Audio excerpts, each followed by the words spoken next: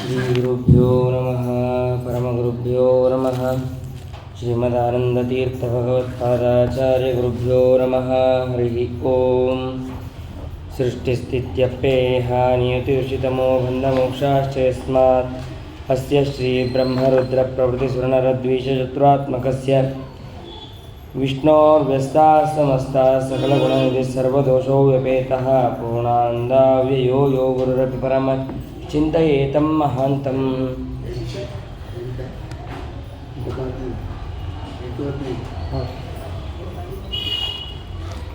ಜನ್ಮಾದ್ಯಸ್ಯ ಯತೋನ್ಮಯಾದಿತರತಶ್ಚಾರ್ಥೇಷ್ವಭಿಘ್ನಸ್ವರಾಟ್ ತೇನೇ ಬ್ರಹ್ಮಹೃದಾಯ ಆದಿಕವಯೇ ಮುಹ್ಯಂತಿ M ಸೂರಯಃ ತೇಜೋ ವಾರಿಮೃದಾಂ ಯಥಾ ವಿನಿಮಯೋ ಯತ್ರ ತ್ರಿಸರ್ಗೋ ಮೃಷಾ ಧಾಮ್ನಾ ಸ್ವೇನ ಸದಾ ನಿರಸ್ತಕುಹಕಂ ಸತ್ಯಂ ಪರಂ ಧೀಮಹಿ. ಯಸ್ಯಾ ಕಟಾಕ್ಷಮಾತ್ರೇಣ ಬ್ರಹ್ಮರುದ್ರೇಂದ್ರಪೂರ್ವಕಾಃ ಸುರಾಃ ಸ್ವೀಯಪದಾನ್ಯಾಪುಃ ಸಾ ಲಕ್ಷ್ಮೀರ್ಮೇ ಪ್ರಸೀದತು. ಬುದ್ಧಿರ್ಬಲಂ ಯಶೋಧೈರ್ಯಂ ನಿರ್ಭಯತ್ವಮರೋಗತಾಃ ಅಜಾಡ್ಯಂ ವಾಕ್ಪಟುತ್ವಂಚ ಹನುಮತ್ಸ್ಮರಣಾತ್ ಭವೇತ್. ಭವತಿ ಯದನುಭಾವಾದೇಡಮೂಕೋऽಪಿ ವಾಗ್ಮಿ ಜಡಮತಿರಪಿ ಜಂತುರ್ಜಾಯತೆ ಪ್ರಾಜ್ಞಮೌಲಿಃ. सकलवचनचेतो देवता भारती सा मम वचसि निधत्तां सन्निधिं मानसे च. यं प्रौरजन्तमनुपेतमपेतकृत्यं द्वैपायनो विरहकातुराजुहाव पुत्रेति तन्मयतया तरवोऽपि नेदुः तं सर्वभूतहृदयं मुनिमानतोऽस्मि.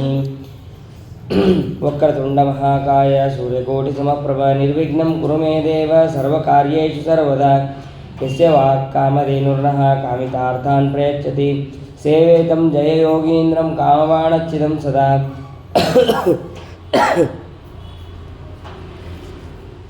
कामबाणच्छिदं सदा श्रीसत्यवरदुग्धाब्देः उत्थिता जगतीतले सुधा श्रीसत्यधर्माख्या पावये स्मरतस्ततः. सत्यधर्माब्धिसम्भूतः चिन्तामणिविजृम्भितः सत्यसङ्कल्पकल्पद्रुः कल्पयेत् कामधुं मम. सत्याभिघ्नकराब्जोत्तान् पञ्चाशद्वर्षपूजकान् सत्यप्रमोदतीर्थार्यान् नौमिन्याय सुधारतान्. श्री सत्यात्मतीर्थस्वामी श्रीपादगुरुभ्यो नमः. आपादमौलिपर्यन्तं गुरूणाम् आकृतिं स्मरेत् तेन विघ्नाः प्रणश्यन्ति सिद्ध्यन्ति च मनोरथाः. बुधैरपि सुदुर्बोधे ग्रन्थेयं मम साहसं तत्पारयन्तु निपुणाः गुरुपादरजक्कणाः. स्वस्तिस्तु अशेषसन्मङ्गलानि भवन्तु. सम्यक् श्लोकैकश्रवणपठनमात्रेण कथा वक्तुश्च निखिलकलिकृतकल्मषापनोदनपटुतरे धर्माद्यखिलपुरुषार्थसाधनीभूते श्रीमद्भागवते महापुराणे अद्य कथाप्रसक्ते सति किञ्चित् पूर्वप्रसक्तप्रमेयानुवादः. हरिः ओम्.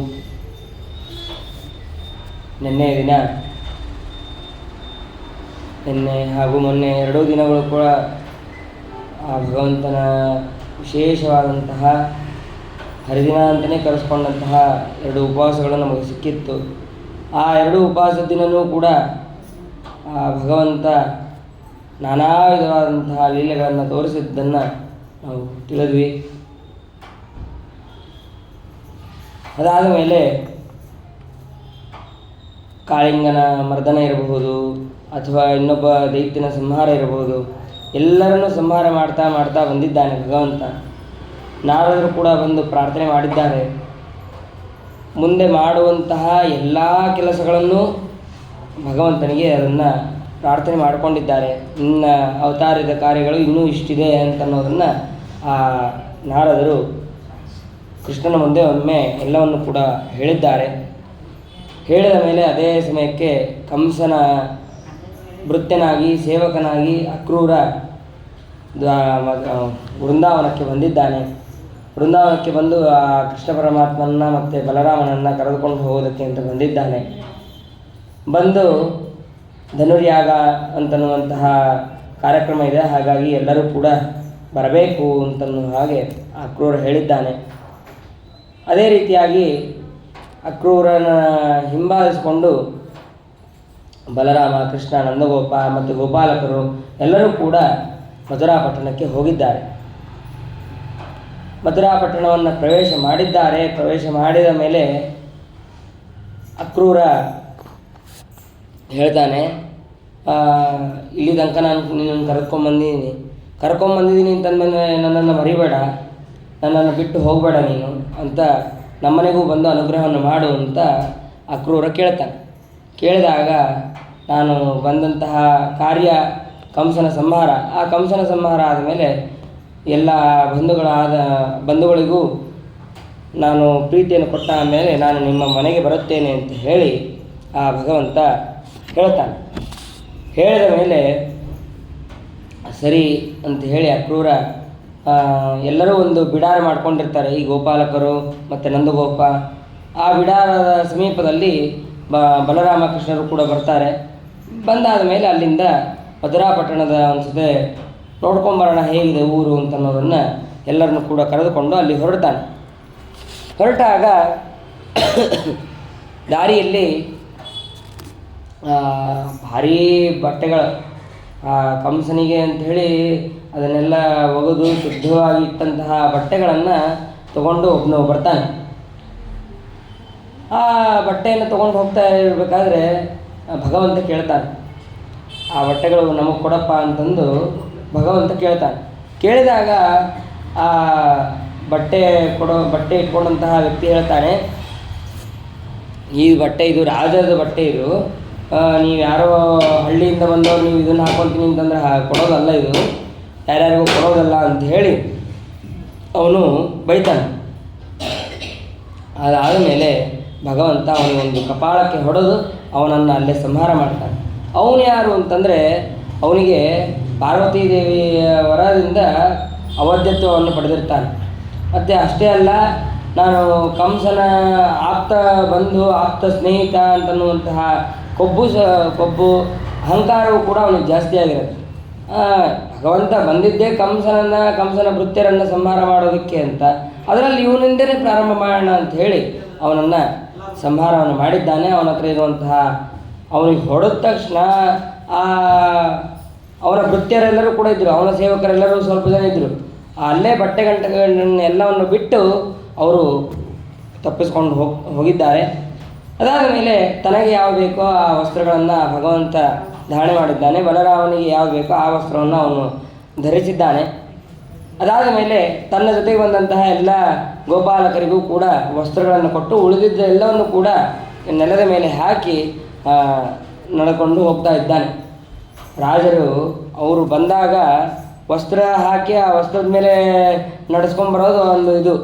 ಹಾಗೆ ಭಗವಂತ ಎಲ್ಲ ಇದ್ದ ವಸ್ತ್ರಗಳನ್ನು ರಾಜನ ಬಟ್ಟೆ ಗೀಜನ ಬಟ್ಟೆ ಅಂತ ಯಾವುದೂ ನೋಡಿಲ್ಲ, ಎಲ್ಲ ನೆಲದ ಮೇಲೆ ಹಾಕಿ ಅದರ ಮೇಲೆ ನಡ್ಕೊಂಡು ಹೋಗ್ತಾ ಇದ್ದಾನೆ. ಅದಾದ ಮೇಲೆ ವಸ್ತ್ರದ ಮೇಲೆ ಹೋಗ್ತಾ ಇದ್ದಾನೆ. ಹೋಗಬೇಕಾದ್ರೆ ಆ ಭಗವಂತನ ಅದ್ಭುತವಾದಂತಹ ರೂಪ. ಎಲ್ಲ ಆ ಮಧುರಾಪಟ್ಟಣದ ಎಲ್ಲ ನಾರಿಯರು ಕೂಡ ಕೃಷ್ಣ ಅವನು ಎಲ್ಲರನ್ನು ಕೊಲ್ತಾ ಇದ್ದ, ಅವನು ಎಲ್ಲರನ್ನು ಸಂಹಾರ ಮಾಡ್ತಾ ಇದ್ದ ಅಂತ ಅನ್ನೋದನ್ನು ಅಷ್ಟೇ ಕೇಳಿದ್ವಿ. ಆದರೆ ಅವನು ಹೇಗಿದ್ದ ಅಂತ ಅನ್ನೋದು ನಾವು ಯಾರೂ ನೋಡೇ ಇರಲಿಲ್ಲ.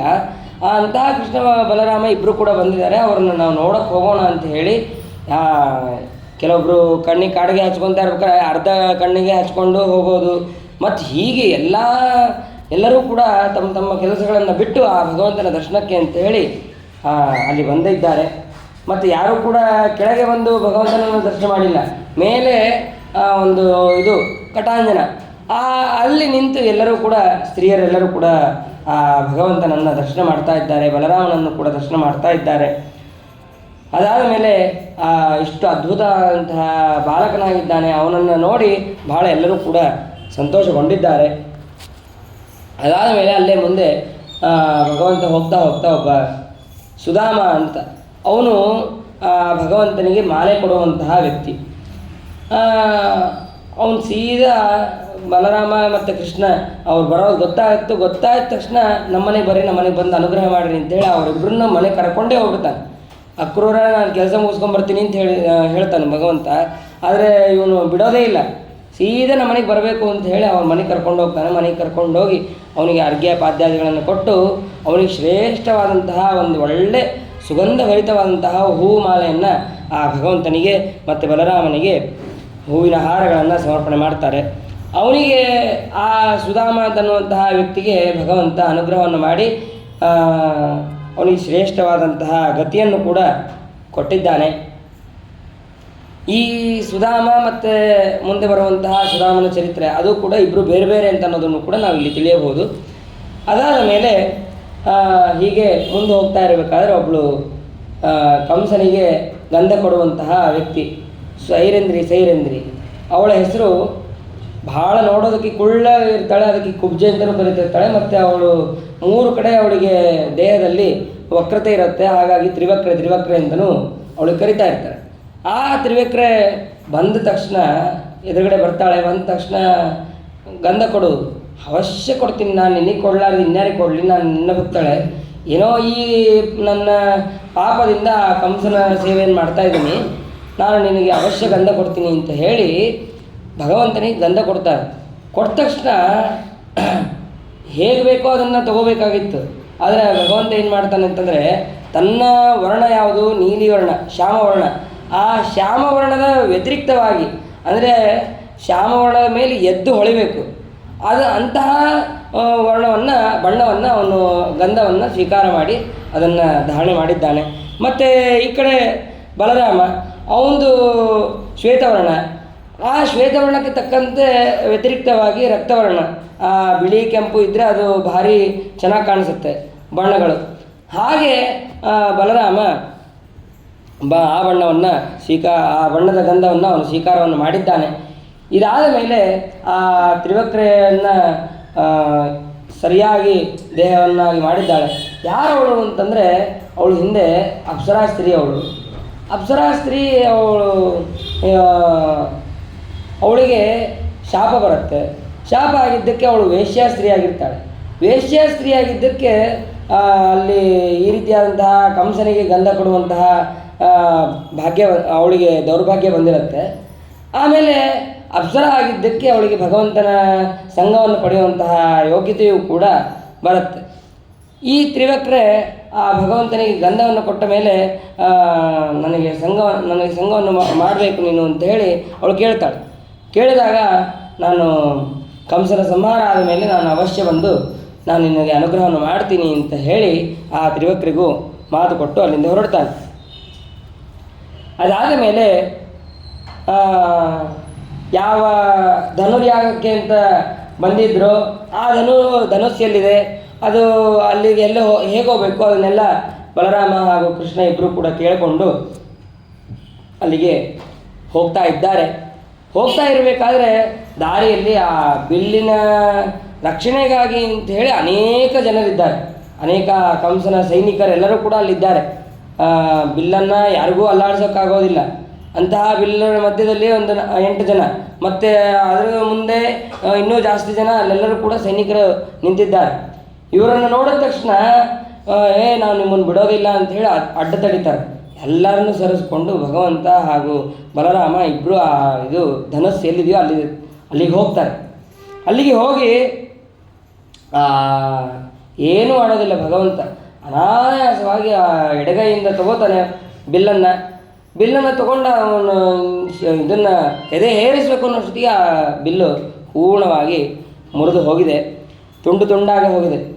ತುಂಡಾದ ತಕ್ಷಣ ಎಲ್ಲ ಈ ಕಡೆ ಅದು ಜೋರಾದಂತಹ ಶಬ್ದ ಆಗಿದೆ. ಎಲ್ಲ ಕಡೆ ಆಕಾಶದಲ್ಲಿ ಭೂಮಿಯಲ್ಲಿ ಎಲ್ಲ ಕಡೆ ಕೇಳಿಸುವಂತೆ ಜೋರಾಗಿ ಶಬ್ದ ಆಗಿದೆ. ಆ ಶಬ್ದ ಆದ ತಕ್ಷಣ ಕಂಸನಿಗೆ ಭಯ ಶುರುವಾಯಿತು.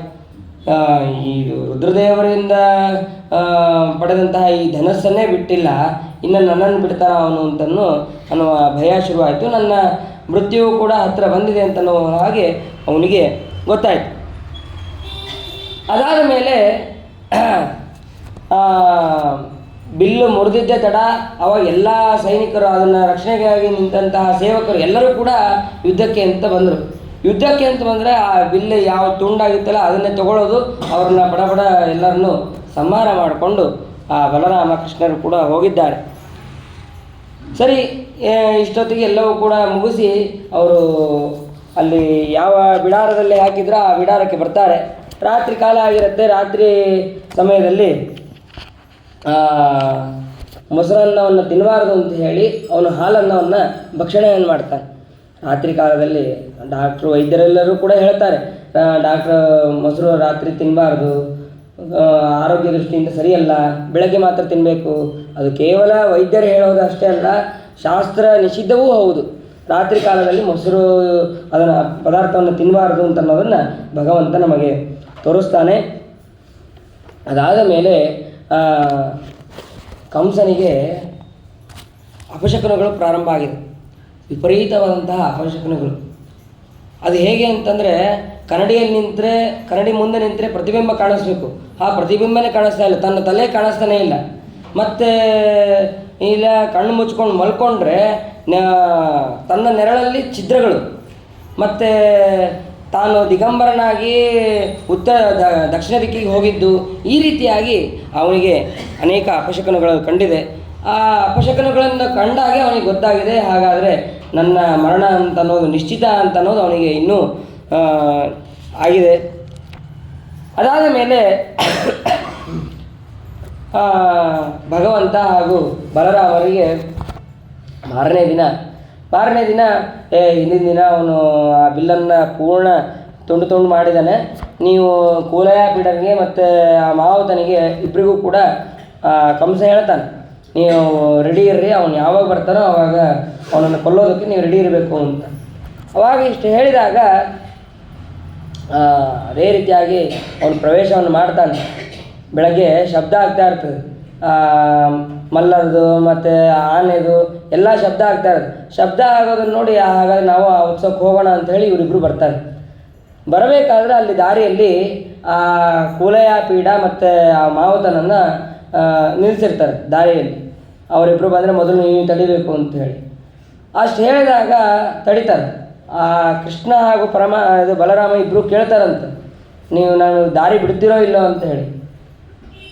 ಆ ಮಾವುತ ನನಗೆ ದಾರಿ ಬಿಡು ಅಂತ ಹೇಳಿ ಕೃಷ್ಣ ಪರಮಾತ್ಮ ಹೇಳಿದ್ರೆ ಅದನ್ನು ಕೇಳೋದಿಲ್ಲ ಅಂತ ಅವನು. ನೀನು ಕಂಸನ ಹತ್ರ ಹೋಗ್ಬೇಕಾದ್ರೆ ಮೊದಲು ನನ್ನನ್ನು ಎದುರಿಸ್ಬೇಕು ನೀನು ಅಂತ ಹೇಳಿ ಆ ಮಾವುತ ಹೇಳ್ತಾನಂತೆ. ಹೇಳಿದ ತಕ್ಷಣ ಆ ಮಾವುತ ಏನು ಮಾಡ್ತಾನೆ ಅಂತಂದರೆ ತನ್ನ ಆನೆಗೂ ಕೂಡ ತಿವಿತಾನಂತೆ. ಆಯುಧದಿಂದ ಅವನು ತಿವಿತಾನೆ. ತಿವಿದ ತಕ್ಷಣ ಆ ಆನೆ ಕೃಷ್ಣನ ಹತ್ರ ಬರುತ್ತಂತೆ. ಕೃಷ್ಣ ಹತ್ರ ಬಂತದ್ದೇ ತಡ ಆ ಕೃಷ್ಣ ಬೇರೆ ಏನು ವಿಚಾರ ಮಾಡೋದಿಲ್ಲ. ಆನೆಗೆ ಸೊಂಡ್ಲ ಹತ್ರ ಹೋದರೆ, ಅಂದರೆ ಕಾಲು ಹತ್ರ ಹೋದರೆ ಆನೆಗೆ ಸಿಗಲ್ಲ, ಸೊಂಡ್ಲಿಂದ ಹಿಡ್ಕೊಳಕ್ಕಾಗೋದಿಲ್ಲ. 2 ಸತಿ ಹಿಂಗೆ ಕಾಲೊಳಗೆ ಹೋಗಿ ಬಂದ್ಬಿಡ್ತಾನೆ ಕೃಷ್ಣ.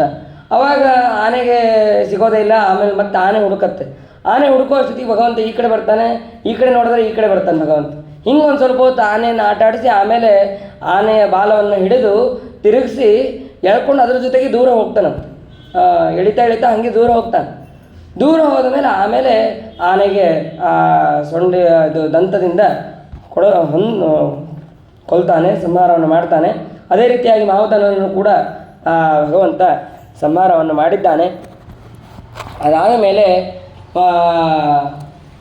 ಒಂದಾದ ಮೇಲೆ ಒಂದು ಈ ಕೂಲಯಾಪೀಡ ಆಯಿತು, ಮಾವುತ ಆಯಿತು. ಮತ್ತು ಮುಂದೆ ಚಾಣೂರ, ಮುಷ್ಟಿಕ, ಆಮೇಲೆ ಕೂಟ, ಛಲ, ಕೌಶಲ ಅಂತಂದು ಅವರೆಲ್ಲರೂ ಕೂಡ ಮಲ್ಲಯುದ್ಧರು, ವಿಶಾರದರವರು, ಅವ್ರನ್ನ ಅಲ್ಲಿ ನಿಲ್ಲಿಸಿರ್ತಾನೆ. ನೀವೆಲ್ಲ ಮಲ್ಲ ಯುದ್ಧವನ್ನು ಮಾಡಬೇಕು ಅಂತ. ಅಲ್ಲಿ ಭಗವಂತ ಆ ಮಲ್ಲಯುದ್ಧದ ಇದು ರಂಗವನ್ನು ಪ್ರವೇಶ ಮಾಡ್ತಾನೆ. ಆ ಪ್ರವೇಶ ಮಾಡಿದ್ರೆ ಎಲ್ಲರಿಗೂ ಒಬ್ಬೊಬ್ಬರಿಗೆ ಒಂದೊಂದು ರೀತಿಯಾಗಿ ಭಗವಂತ ಕಾಣಿಸ್ತಾ ಇದ್ದಾನೆ. ಮಲ್ಲಾನಾಂ ಅಶನಿರ್ನೃಣಾಂ ನರವರಃ ಸ್ತ್ರೀಣಾಂ ಸ್ಮರೋ ಮೂರ್ತಿಮಾನ್ ಗೋಪಾನಾಂ ಸ್ವಜನೋ ಸತಾಂ ಶಿತಿವೃತಾಂ ಶಾಸ್ತಾ ಸ್ವಪಿತ್ರೋ ಶಿಶು ಮೃತ್ಯುರ್ಭೋಜಪತೇರ್ವಿಧಾತೃವಿಹಿತಸ್ತತ್ವಂ ಪರಂ ಯೋಗಿನಾಂ ವೃಷ್ಣೀನಾಂ ಚ ಗತಿ ಸದೈವ ಶುಭೆ ರಂಗೇ ಚ್ಯುತಃ ಸಾಗ್ರಜಃ. ಈ ಮಲ್ಲ ಯುದ್ಧದಲ್ಲಿ 11 ರಸಗಳು ಅದು ಎದ್ದು ಕಾಣಿಸುವ ಲಕ್ಷಣಗಳೆಲ್ಲ ಇದೆ. ಅದರಲ್ಲಿ ಭಗವಂತ 9 ರಸಗಳನ್ನು ತೋರಿಸ್ತಾನಂತೆ. ಕೆಲವೊಬ್ಬರಿಗೆ ಯಾರು ಎದುರುಗಡೆ ಮಲ್ಲರಿದ್ದಾರೋ ಅವರಿಗೆ ಭಾರೀ ಜಟ್ಟ, ತಮ್ಮ ಪರಸ್ಪರವಾದಂತಹ ಇವನು ಭಾರೀ ಜಟ್ಟಿ ಇದ್ದಾನೆ ಅಂತ ಅನ್ನೋದು ಅವರಿಗೆ. ಆಮೇಲೆ ಸ್ತ್ರೀಯರಿಗೆ ಎಲ್ಲರಿಗೂ ಕೂಡ ಇವನು ಭಾರೀ ಮೂರ್ತಿಮಂತನಾಗಿದ್ದಾನೆ, ಮನ್ಮಥನಂತೆ ಇದ್ದಾನೆ ಇವನು ಅಂತ ಆ ಸ್ತ್ರೀಯರಿಗೆ. ಆಮೇಲೆ ಗೋಪಾಲಕರಿಗೆ ಇವನು ನಮ್ಮ ಬಂಧು, ಇವನು ನಮ್ಮ ಬಳಗದವನು ಇವನು ಅಂತೇಳಿ ಅವರಿಗೆ. ಆಮೇಲೆ ಯಾರು ರಾಜರ ಭಟ್ರು ಅಂತಿದ್ದಾರೋ ಇವನು ಒಳ್ಳೆ ರಾಜ ಅಪ್ಪ, ರಾಜನ ಲಕ್ಷಣಗಳು ಇವನಲ್ಲಿ ಕಾಣಿಸ್ತಾ ಇದೆ ಅಂತಂದು ವರ್ಣನೆಯನ್ನು ಮಾಡ್ತಾ ಇದ್ದಾರೆ. ಆಮೇಲೆ ಸ್ವಪಿತ್ರೋ ಶಿಶು, ತನ್ನ ತಂದೆ ತಾಯಿಗಳಿಗೆ ಇವನು ಮಗು ಇದ್ದಾಗ ಹೇಗಿದ್ನೋ ಹಾಗೇ ಇದ್ದಾನೆ ಇವನು ಅಂತೇಳಿ ಅವನಿಗೆ ಮಕ್ಕಳಾಗಿ ಕಾಣಿಸ್ತಾ ಇದ್ದಾನೆ. ಹೀಗೆ ಪ್ರತಿಯೊಬ್ಬರಿಗೂ ಕೂಡ ಭಗವಂತ ಅಲ್ಲಿ ಕಾಣಿಸ್ತಾ ಇದ್ದಾನೆ. ಯಾರು ಯಾವ ರೀತಿಯಾಗಿ ಉಪಾಸನೆಯನ್ನು ಮಾಡ್ತಾರೋ ಅವರಿಗೆ ಆ ರೀತಿಯಾಗಿ ಕಾಣಿಸ್ತಾರಂತೆ. ಹಾಗೆ ಮಲ್ಲರೆಲ್ಲರೂ ಕೂಡ ಇವನ ಜೊತೆ ನಾವು ಯುದ್ಧವನ್ನು ಮಾಡಬೇಕು, ಅದಕ್ಕೆ ಅವನು ಹಾಗೆ ಕಾಣಿಸ್ತಾ ಇದ್ದ. ಮತ್ತು ಮಗ ಅಂತಂದು ಅವರು ವಸುದೇವ ದೇವಕ್ಕೆ ಚಿಂತನೆ ಮಾಡ್ತಿದ್ರು, ಆ ರೀತಿಯಾಗಿ ಕಾಣಿಸ್ತಿದ್ದ. ಹೀಗೆ ಯಾರು ಯಾವ ರೀತಿಯಾಗಿ ಉಪಾಸನೆಯನ್ನು ಮಾಡ್ತಾರೋ ಅವ್ರಿಗೆ ಆ ರೀತಿಯಾಗಿ ಭಗವಂತ ದರ್ಶನವನ್ನು ಕೊಟ್ಟ ಅಂತನ್ನೋದನ್ನು ಅಲ್ಲಿ ತಿಳಿಯಬಹುದು. ಅದಾದ ಮೇಲೆ ಒಬ್ಬೊಬ್ಬರೇ ಈ ಚಾಣೂರ, ಮುಷ್ಟಿಕ, ಆಮೇಲೆ ಕೂಟ, ಕೌಸಲ ಇವರೆಲ್ಲರೂ ಕೂಡ ಅಲ್ಲಿ ಬರ್ತಾರೆ. ಬಂದಾಗ ಕ್ರಮವಾಗಿ ಒಬ್ಬೊಬ್ಬರ ಜೊತೆಗೆ ಬಲರಾಮ ಕೃಷ್ಣ ಯುದ್ಧವನ್ನು ಮಾಡೋದಕ್ಕೆ ಪ್ರಾರಂಭ ಮಾಡಿದ್ದಾರೆ. ಆ ಚಾಣೂರನನ್ನು ಕೃಷ್ಣ ಪರಮಾತ್ಮ ಸಂಹಾರ ಮಾಡಿದ್ದಾನೆ, ಮುಷ್ಟಿಕನನ್ನು ಬಲರಾಮ ಸಂಹಾರ ಮಾಡಿದ್ದಾನೆ, ಇನ್ನು ಉಳಿದವರನ್ನು ಕೂಡ ಕೃಷ್ಣ ಪರಮಾತ್ಮನೇ ಸಂಹಾರ ಮಾಡಿದ್ದಾನೆ. ಸಂಹಾರ ಮಾಡಿದ ಮೇಲೆ ಕಂಸ ಅವನು ಮಂಚದ ಮೇಲೆ ಕೂತಿರ್ತಾನೆ. ಆ ಕೂತಂಥವನನ್ನು ಏನೂ ಮಾಡೋದಿಲ್ಲ. ಇಲ್ಲಿ ಯಾವುದು ರಂಗಮಂಚ ಇತ್ತಲ್ಲ, ಆ ರಂಗಮಂಚದಿಂದ ಸೀದಾ ಹಾರ್ತಾನಂತೆ ಭಗವಂತ ಹಾರಿದ್ದೇ ತಡ ಅಲ್ಲಿ ಕಂಸನ ಎದೆಗೆ ಜೋರಾಗಿ ಒದಿತಾನೆ. ಮೊದಲು ಒದ್ದು ಆಮೇಲೆ ಅವನನ್ನು ಕೆಳಗೆ ಬೀಳಿಸ್ತಾನೆ. ಕೆಳಗೆ ಬೀಳಿಸಿ ಅವನ ಜೊತೆಗೆ ಯುದ್ಧವನ್ನು ಮಾಡಿ ಅವನನ್ನು ಕೂಡ ಸಂಹಾರವನ್ನು ಮಾಡಿದ್ದಾನೆ ಭಗವಂತ. ಆ ಕಂಸನ ಸಂಹಾರ ಮಾಡೋದ್ರ ಜೊತೆಗೆ ಕಂಸನ ಭೃತ್ಯರನ್ನು ಕೂಡ ಸಂಹಾರವನ್ನು ಮಾಡಿ ತನ್ನ ತಂದೆ ತಾಯಿಯಾದಂತಹ ವಸುದೇವ ದೇವಕಿ ಅವರನ್ನು ಬಂಧನದಲ್ಲಿಟ್ಟಿದ್ದಂತಹ ವಸುದೇವ ದೇವಕಿಯರನ್ನು ಮೋಚನೆ ಮಾಡೋದಷ್ಟೇ ಅಲ್ಲ, ಇಷ್ಟು ದಿನ ನಾವು ನಿಮ್ಮ ಸೇವೆಗೆ ಬರಲೇ ಇಲ್ಲ, ನಾವು ಹುಟ್ಟಿದಾಗಿಂದ ನಾವು ಅಲ್ಲೇ ಬೆಳೆದ್ವಿ, ನಿಮ್ಮ ಹತ್ರ ಬರೋಕ್ಕೆ ಆಗಲಿಲ್ಲ ಅಂತ ಹೇಳಿ ಅವರನ್ನು ಸಮಾಧಾನ ಮಾಡಿದ್ದಾನೆ. ಅದಾದ ಮೇಲೆ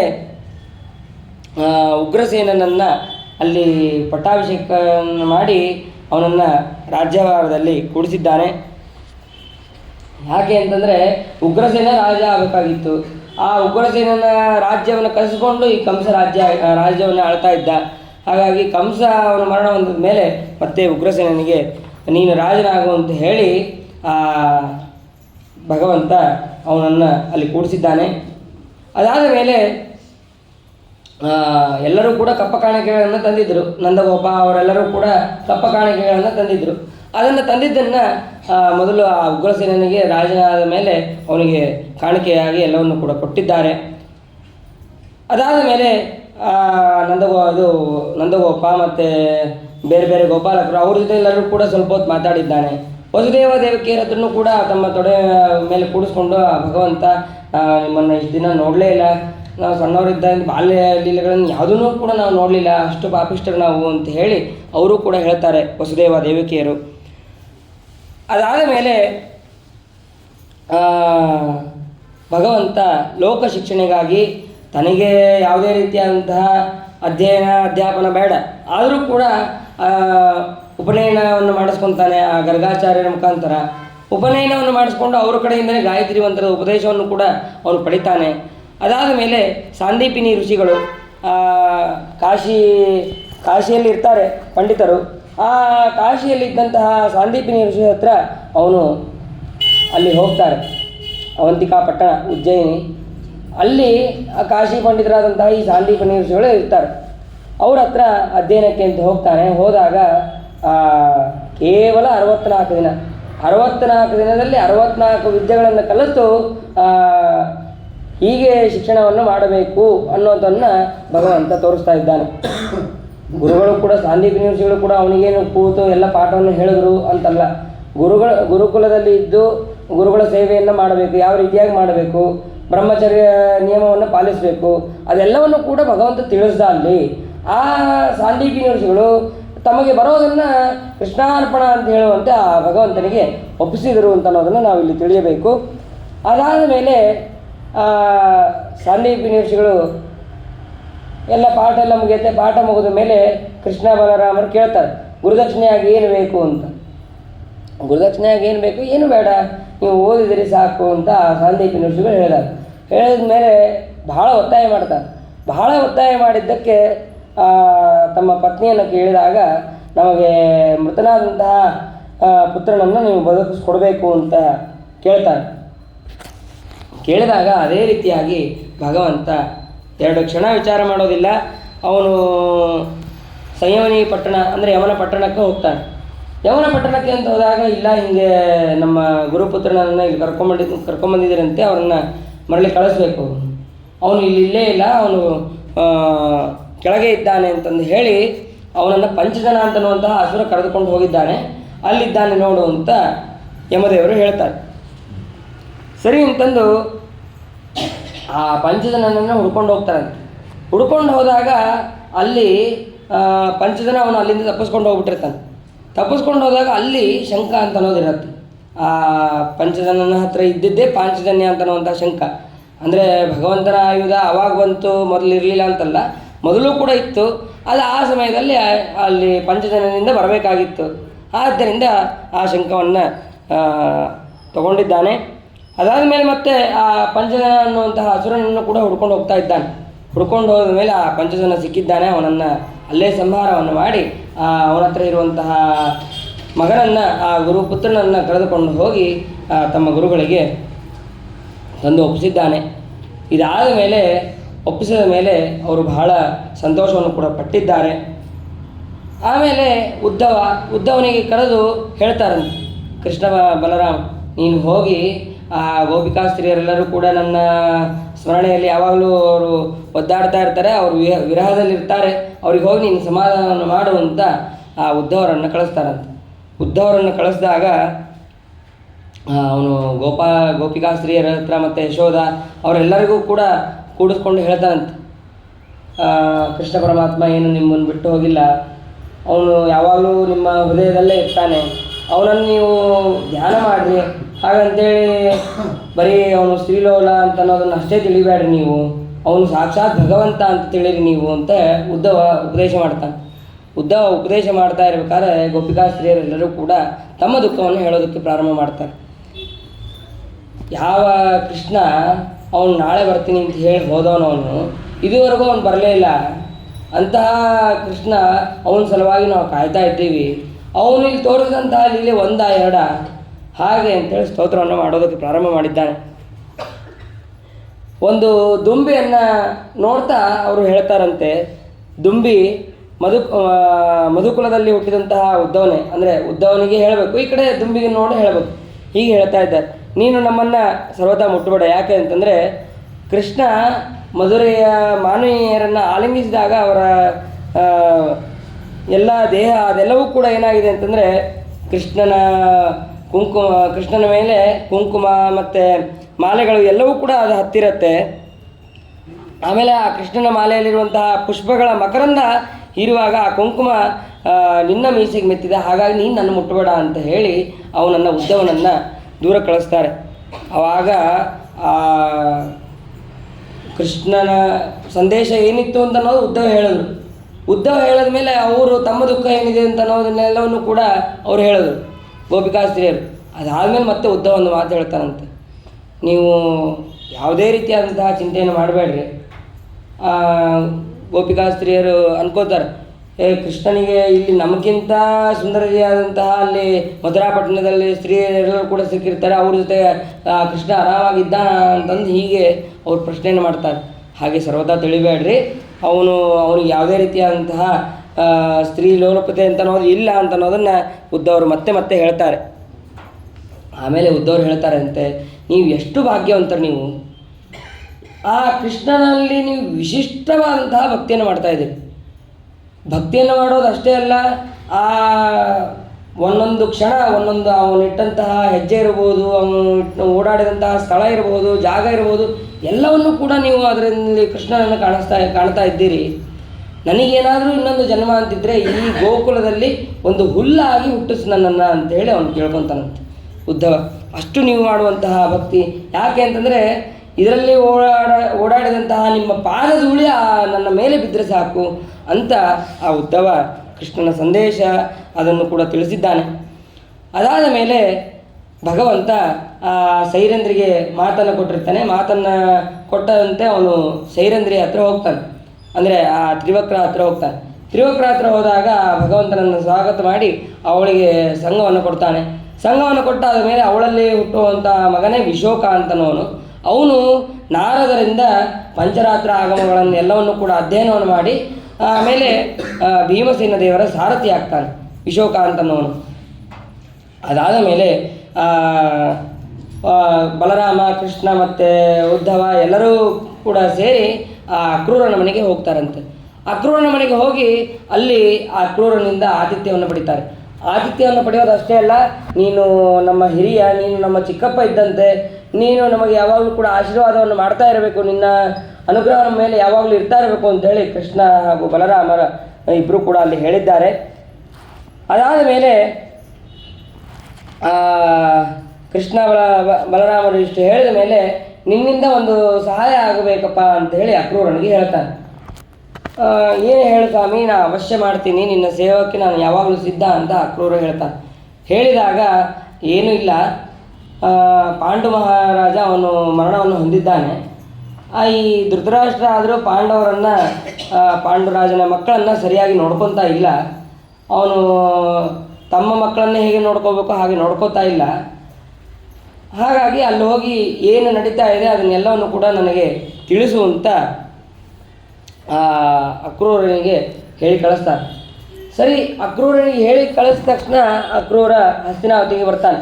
ಹಸ್ತಿನಾವತಿಗೆ ಬರ್ತಾನೆ. ಅಲ್ಲಿ ಬಂದ ತಕ್ಷಣ ವಿದುರ ಅವರ ಮುಖಾಂತರ ಅಲ್ಲಿ ಏನು ನಡೆದಿದೆ ಅಂತ ಅನ್ನೋದನ್ನು ಅವ್ರು ತಿಳ್ಕೊಂಡ್ಬಿಡ್ತಾನೆ. ಮೊದಲು ತಿಳ್ಕೊಂಡು ಪಾಂಡವರನ್ನು ಮಾತಾಡಿಸ್ತಾನೆ ಮತ್ತು ಕುಂತಿಯನ್ನು ಮಾತಾಡಿಸ್ತಾನೆ, ಎಲ್ಲರನ್ನೂ ಮಾತಾಡಿಸ್ಕೊಂಡು ಆಮೇಲೆ ಧೃತರಾಷ್ಟ್ರನ ಹತ್ರ ಹೋಗ್ತಾನೆ. ಧೃತರಾಷ್ಟ್ರನ ಹತ್ರ ಹೋದಾಗ ಅಲ್ಲಿ ಪಾಂಡವರ ಕುಶಲ ಪ್ರಶ್ನೆಯನ್ನು ಅವನು ಅಕ್ರೂರ ಮಾಡ್ತಾನಂತೆ. ಅಕ್ರೂರ ಮಾಡಿದಾಗ ಅವಾಗ ಅವರು ಕೂಡ ಆರಾಮಾಗಿದ್ದಾರೆ ಅಂತನ್ನುವಂಥ ಸಾಮಾನ್ಯವಾಗಿ ಹೇಳ್ತಾನೆ ಧೃತರಾಷ್ಟ್ರ. ನನ್ನ ಮಕ್ಕಳು ಹೇಗಿದ್ದಾರೋ ಅವರು ಕೂಡ ಹಾಗೇ ಇದ್ದಾರೆ ಅಂತನ್ನೋದನ್ನು ಹೇಳ್ತಾನೆ. ಅವಾಗ ಅಕ್ರೂರ ಒಂದು ಮಾತು ಹೇಳ್ತಾನಂತೆ, ನಿನ್ನ ಮಕ್ಕಳಿಗೂ ಪಾಂಡವರಿಗೂ ಅವರ ಸರ್ವದಾ ವೈಷಮ್ಯವನ್ನು ತೋರಿಸ್ಬೇಡ.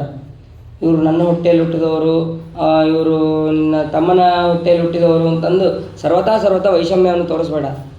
ಯಾಕೆ ಅಂತಂದರೆ ಇದರಿಂದ ನಿನಗೆ ಅನರ್ಥನೇ ಆಗತ್ತೆ. ಪಾಂಡವರು ನೋಡಿದ್ರೆ ಯಾವಾಗಲೂ ಕೃಷ್ಣನಲ್ಲಿ ಭಕ್ತಿಯನ್ನು ಮಾಡ್ತಾ ಇರ್ತಾರೆ, ಆ ಕೃಷ್ಣ ಪರಮಾತ್ಮನಲ್ಲಿ ದಯೆಯುಳ್ಳವರಾಗಿರ್ತಾರೆ. ಅಂತಹ ಪಾಂಡವರನ್ನು ನೀನು ಸರಿಯಾಗಿ ರಕ್ಷಣೆ ಮಾಡ್ತಾ ಇಲ್ಲ, ನೋಡ್ಕೊತಾ ಇಲ್ಲ ಅಂತ ಇಷ್ಟೆಲ್ಲ ಮಾತು ಹೇಳಿದ್ರೆ ಅವಾಗ ಧೃತರಾಷ್ಟ್ರ ಒಂದು ಮಾತು ಹೇಳ್ತಾನಂತೆ. ಅವನು ಆ ಮಗನ ದುರ್ಯೋಧನನ ಕುಬುದ್ಧಿಯುಳ್ಳಂತಹ ಕಲಿಯ ಮಗನ ಮೋಹಕ್ಕೊಳಗಾಗಿ ಮಾತು ಹೇಳ್ತಾನಂತೆ.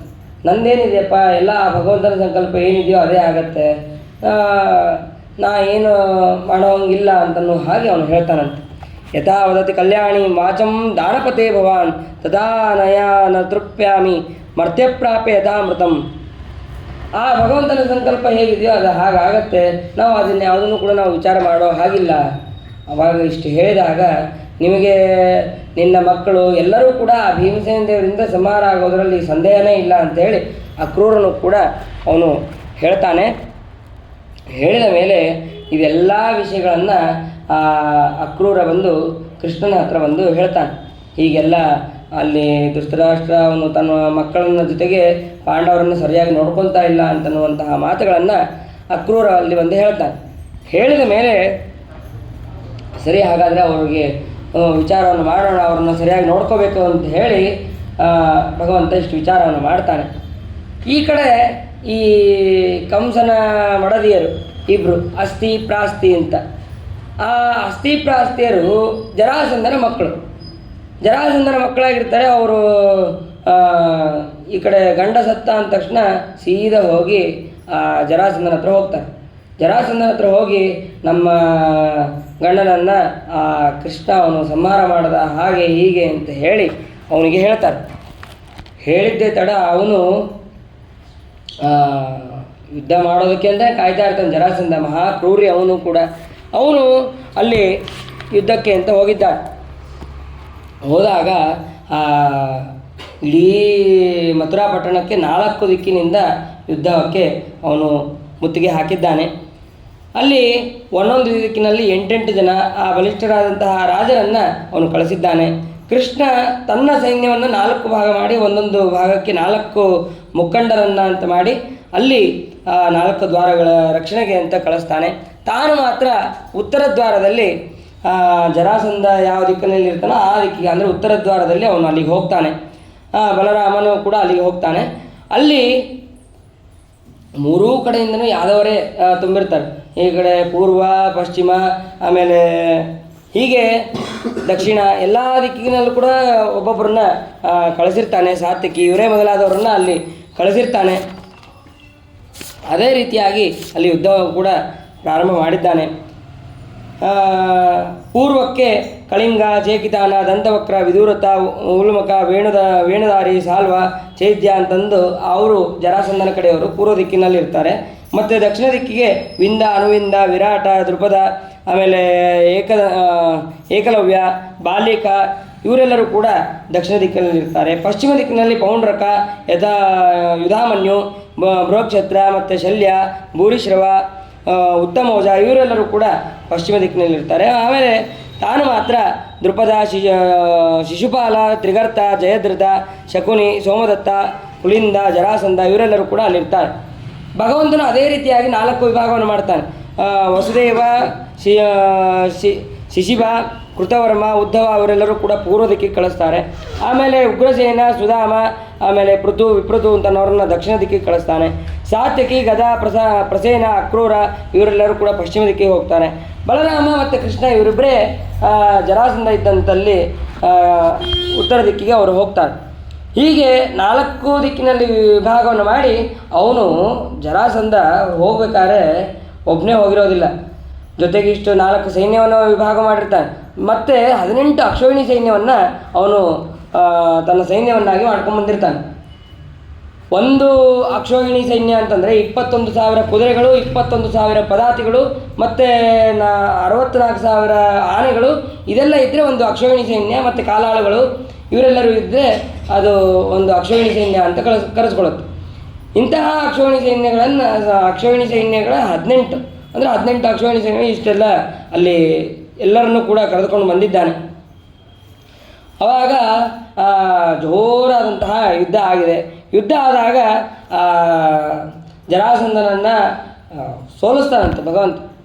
ಅವನು ಕೊಲ್ಲೋದಕ್ಕೆ ಹೋಗೋದಿಲ್ಲ. ಯಾಕೆ ಅಂತಂದರೆ ಅವನು ಒಂದು ಸತಿ ಯುದ್ಧಕ್ಕೆ ಬರೋದಿಲ್ಲ, ಅನೇಕ ಸತಿ ಯುದ್ಧಕ್ಕೆ ಬರ್ತಾನೆ. ಒಟ್ಟು 18 ಸತಿ ಯುದ್ಧಕ್ಕೆ ಬರ್ತಾನೆ. 18 ಸತಿ ಯುದ್ಧಕ್ಕೆ ಬಂದಾಗೂ ಕೂಡ 18 ಅಕ್ಷೋಹಿಣಿ ಸೈನ್ಯವನ್ನು ತರಬೇಕು. ಆ ದುಷ್ಟರ ಸಂಹಾರ ಮಾಡೋಕ್ಕೆ ಅಂತಲೇ ಅವತಾರ ಮಾಡಿದ್ದು. ಅವರೆಲ್ಲರನ್ನೂ ಕೂಡ ಎಲ್ಲಿ ಹುಡ್ಕೊಂತ ಹೋಗಲಿ, ಹೆಂಗಿದ್ರು ಕರ್ಕೊಂಡು ಬರ್ತಾನಲ್ಲ ಅಂಥೇಳಿ ಅವನನ್ನು ಪ್ರತಿಷ್ಠೆ ಯುದ್ಧಕ್ಕೆ ಬಂದಾಗೂ ಅವನನ್ನು ಸೋಲಿಸಿ ಕಳಿಸ್ತಾ ಇದ್ದ. ಆದರೆ ಉಳಿದವ್ರನ್ನ ಮಾತ್ರ ಸಂಹಾರ ಮಾಡ್ತಾ ಇದ್ದ ಅಂತ ಅನ್ನೋದನ್ನು ಕೂಡ ಇಲ್ಲಿ ತಿಳಿಯಬೇಕು. ಅದಾದ ಮೇಲೆ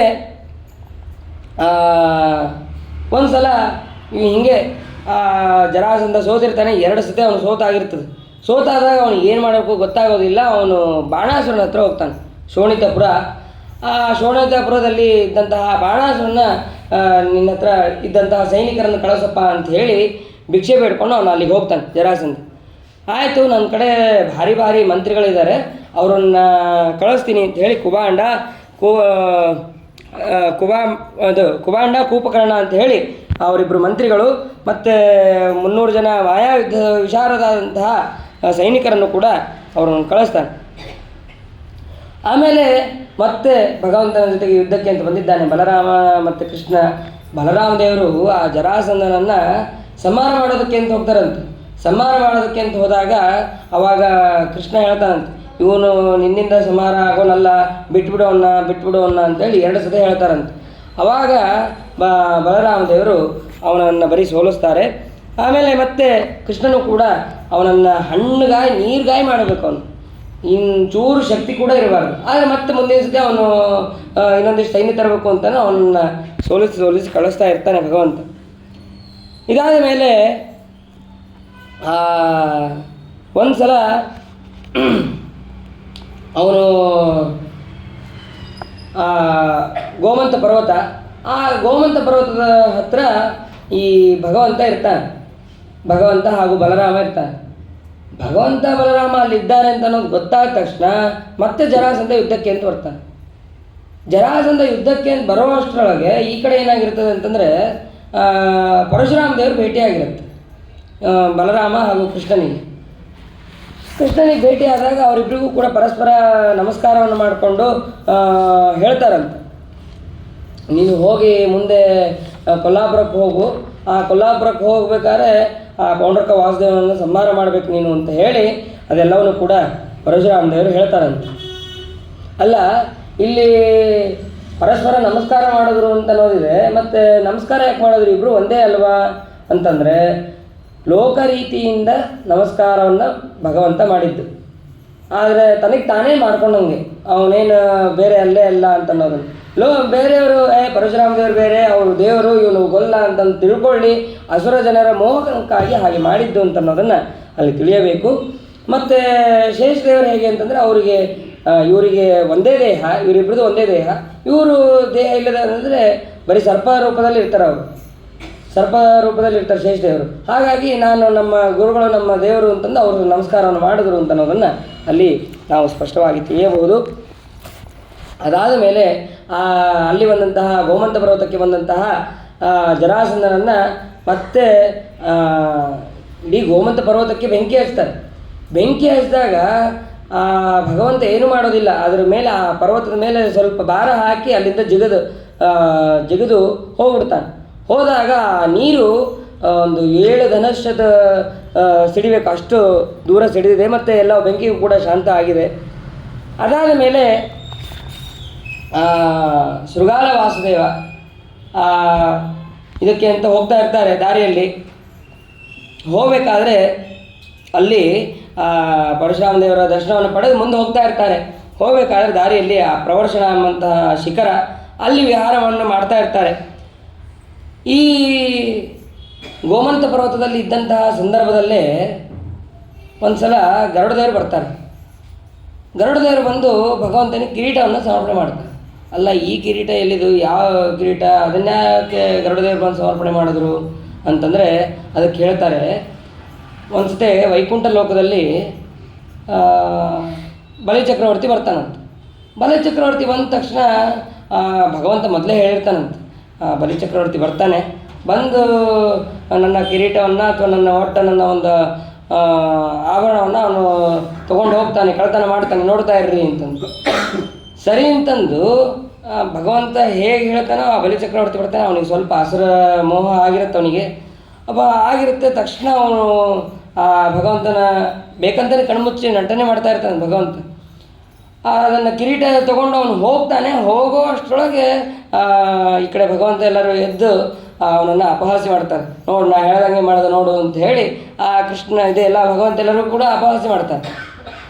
ಈ ಕಿರೀಟ ತೊಗೊಂಡೋದಂತಹ ಬಲಿಚಕ್ರವರ್ತಿಯನ್ನು ಹಿಡಿಯೋದಕ್ಕೆ ಅಂತೇಳಿ ಗರುಡದೇವರು ಓಡಿ ಹೋಗ್ತಾರಂತೆ.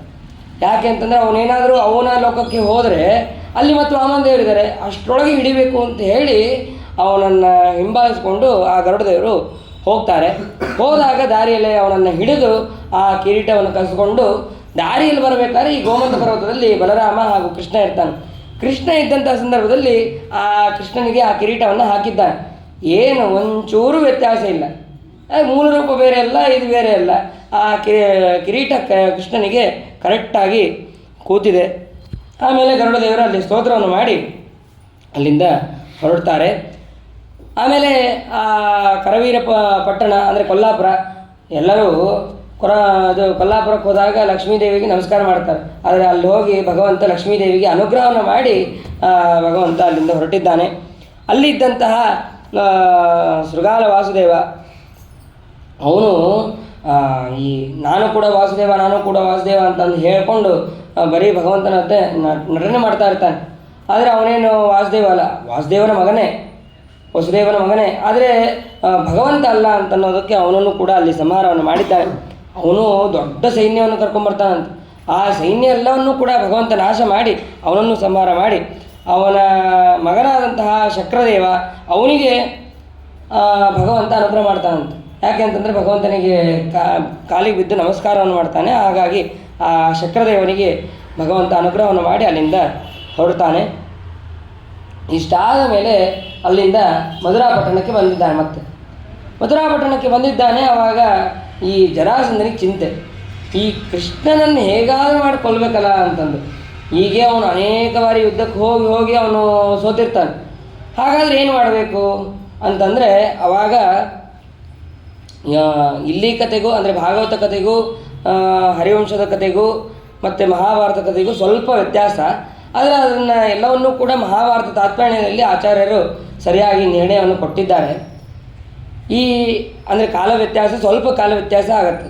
ಈ ಕಾಲಯವನನ್ನು ಸಂಹಾರ ಮಾಡಿದ್ದು ಮತ್ತು ಜರಾಸಂಧನ ಯುದ್ಧದ ಮಧ್ಯದಲ್ಲೇ ಕಾಲಯವನನ್ನು ಸಂಹಾರ ಮಾಡಿದ್ದು.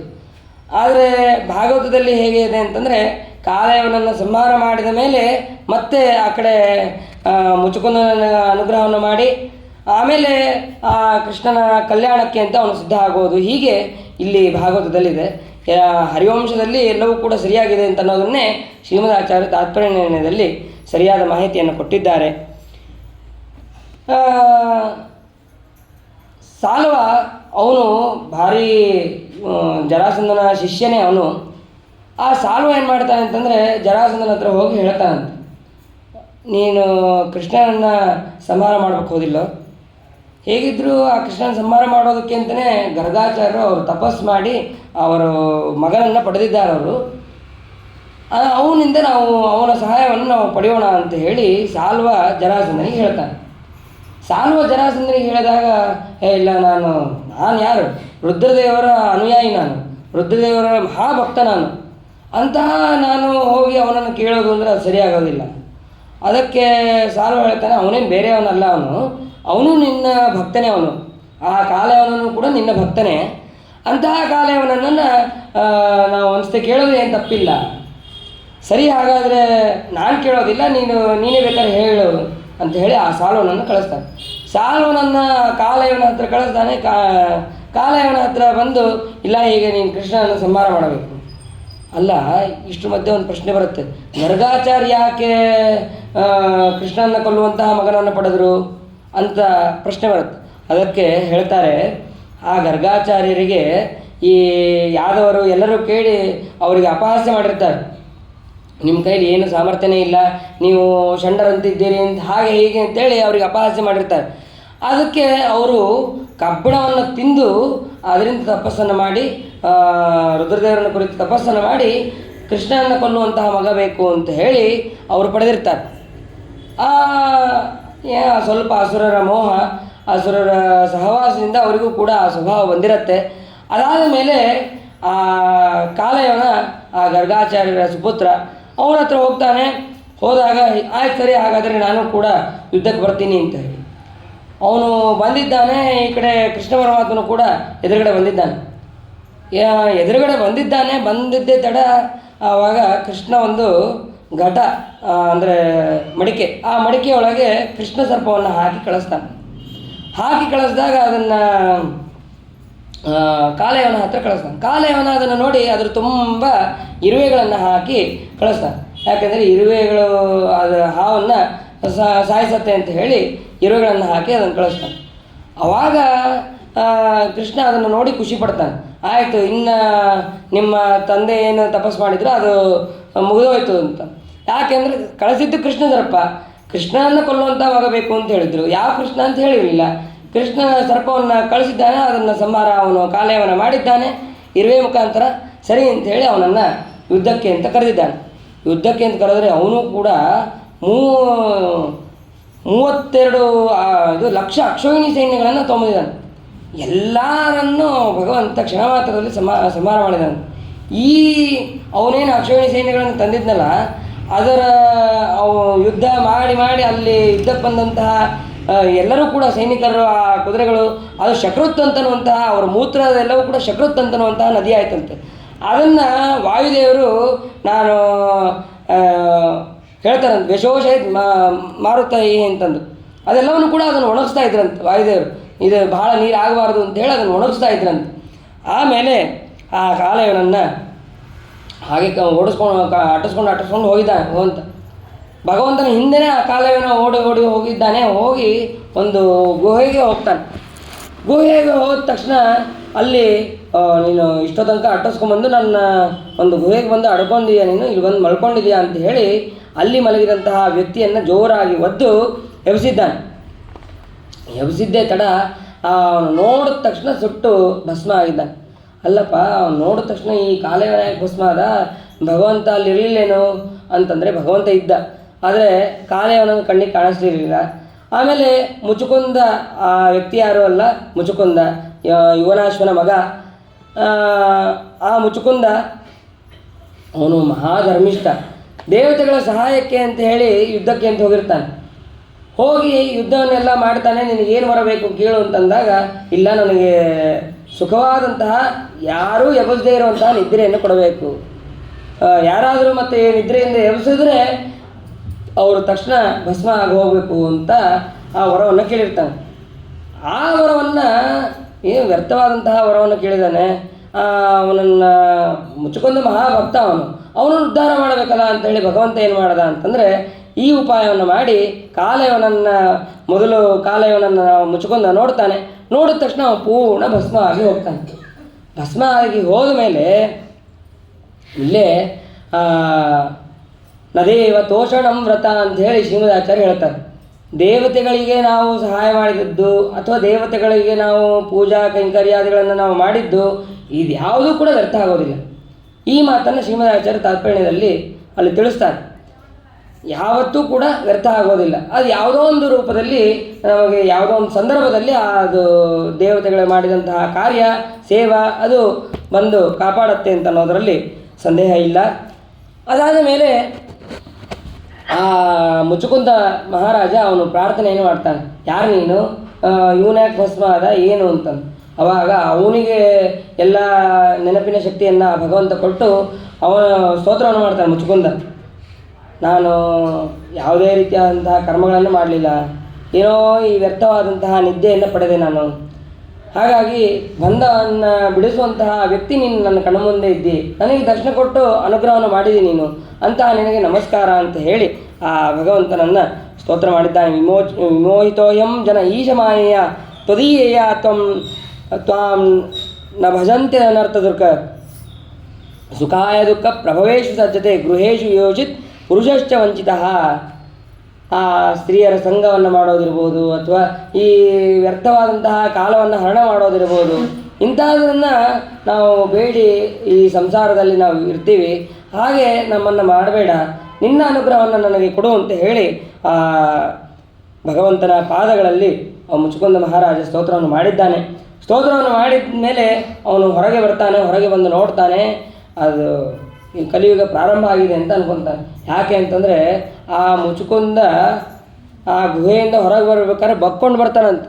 ಗುಹೆಯೆಲ್ಲ ಸಣ್ಣದಾಗಿರುತ್ತೆ, ಇವನು ಮಾತ್ರ ಬಹಳ ಎತ್ತರ ಇರ್ತಾನೆ. ಆಮೇಲೆ ಆಯಿತು, ಈಗ ಆದರೆ ಕಲಿಯುಗ ಬಂದಿದೆ ಅಂತ ಹೇಳಿ ಅವನು ಬದರಿಕಾಶ್ರಮಕ್ಕೆ ಹೋಗಿ ಅಲ್ಲಿ ವಿಶೇಷವಾದಂತಹ ತಪಸ್ಸನ್ನು ಮಾಡಿ ಯೋಗ್ಯವಾದಂತಹ ಗತಿಯನ್ನು ಅವನು ಹೊಂದಿದ್ದಾನೆ. ಇಷ್ಟಾದ ಮೇಲೆ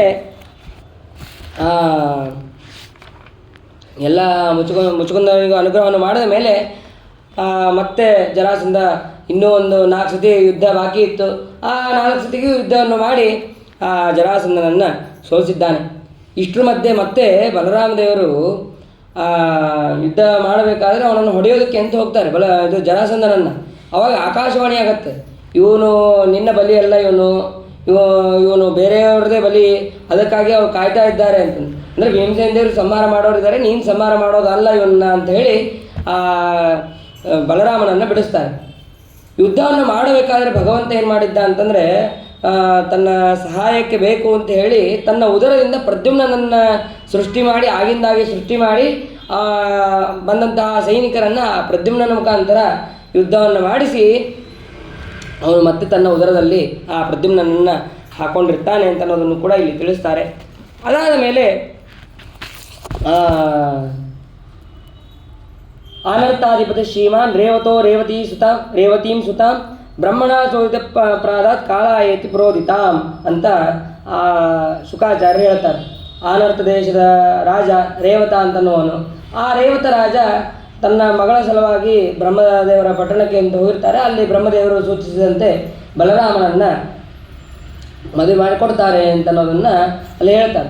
ಹೇಳಿದ ಮೇಲೆ ಮತ್ತೆ ಪರೀಕ್ಷಿತ ರಾಜ ಪ್ರಶ್ನೆ ಮಾಡ್ತಾರೆ, ರೇವತೋ ನಾಮ ರಾಜಾಸೋ ಬ್ರಾಹ್ಮಣ ಚೋದಿತ ಕಥಂ ತದಾಹಂ ಶ್ರೋತುಮಿಚ್ಛಾಮಿ ವಿಸ್ತರೇಣ ಮಹಾಮುನೆ. ರೇವತ ರಾಜ ಯಾಕೆ ಬ್ರಹ್ಮದೇವರ ಲೋಕಕ್ಕೆ ಹೋಗಿದ್ದ, ಅದನ್ನು ವಿಸ್ತಾರವಾಗಿ ಹೇಳ್ರಿ ಅಂತ ಹೇಳಿದಾಗ ಅದಕ್ಕೆ ಹೇಳ್ತಾರೆ, ಶ್ರೇವತ ಅಂತನ್ನುವಂತಹ ಒಬ್ಬ ರಾಜ, ಅವನಿಗೆ ರೇವತಿ ಅಂತನ್ನುವಂತಹ ಮಗಳಿದ್ಲು. ಇದು 9ನೇ ಸ್ಕಂದದಲ್ಲಿ ಸಂಕ್ಷೇಪವಾಗಿ ಬಂದಿದೆ. ಆ ಕಥೆಯನ್ನೇ ಇಲ್ಲಿ ಹೇಳ್ತಾರೆ. ಮತ್ತೆ ಅಲ್ಲಿ ಸ್ವಲ್ಪ ಹೊತ್ತು ಕಾಲ ಗಾನ ನಡೆದಿರ್ತದೆ. ಇದು ಆಹಾ ಗಂಧರ್ವ ಹೂ ಗಂಧರ್ವರೇ ಗಾನ ಸೇವೆಯನ್ನು ಮಾಡ್ತಾ ಇರ್ತಾರೆ. ಅದನ್ನು ಕೇಳ್ತಾ ಸ್ವಲ್ಪ ಹೊತ್ತು ಅಲ್ಲೇ ನಿಂತಿರ್ತಾರೆ. ಗಾನ ಮುಗಿದ ಮೇಲೆ ನಾವು ಹೋಗಿ ಬ್ರಹ್ಮದೇವರನ್ನು ಮಾತಾಡ್ಸೋಣ ಅಂತೇಳಿ ಸರಿ ಅಂತ ಅಲ್ಲಿ ಹೋಗಿ ನೋಡ್ತಾರೆ. ಬ್ರಹ್ಮದೇವರಿಗೆ ಹೋಗಿ ಕೇಳ್ತಾರೆ, ಏನು ರೇವತ, ಏನು ಈ ಕಡೆ ಬಂದಿದೆಯಲ್ಲ, ಏನು? ಇಲ್ಲ, ಹೀಗೆ ನನ್ನ ಮಗಳಿಗೆ ಯಾರೂ ಕೂಡ ಸರಿಯಾದ ವರ ಸಿಗ್ತಾ ಇಲ್ಲ, ಹಾಗಾಗಿ ಅವಳು ಯೋಗ್ಯವಾದಂತಹ ವರವನ್ನು ನೀನು ಹೇಳು ಅಂತ.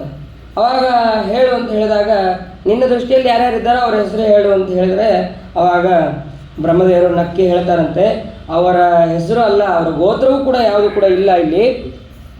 ಹಾಗಾದರೆ ನಾನು ಏನು ಮಾಡಬೇಕು? ನೀನು ಬಂದಿದ್ದು ಕೃತಯುಗದಲ್ಲಿ, ಆದರೆ ಈಗ ಅದು ಕೃತಯುಗ ಮುಗಿದು ತ್ರೇತಾಯುಗ ಮುಗಿದು ದ್ವಾಪರ ಯುಗ ಪ್ರಾರಂಭ ಆಗಿದೆ.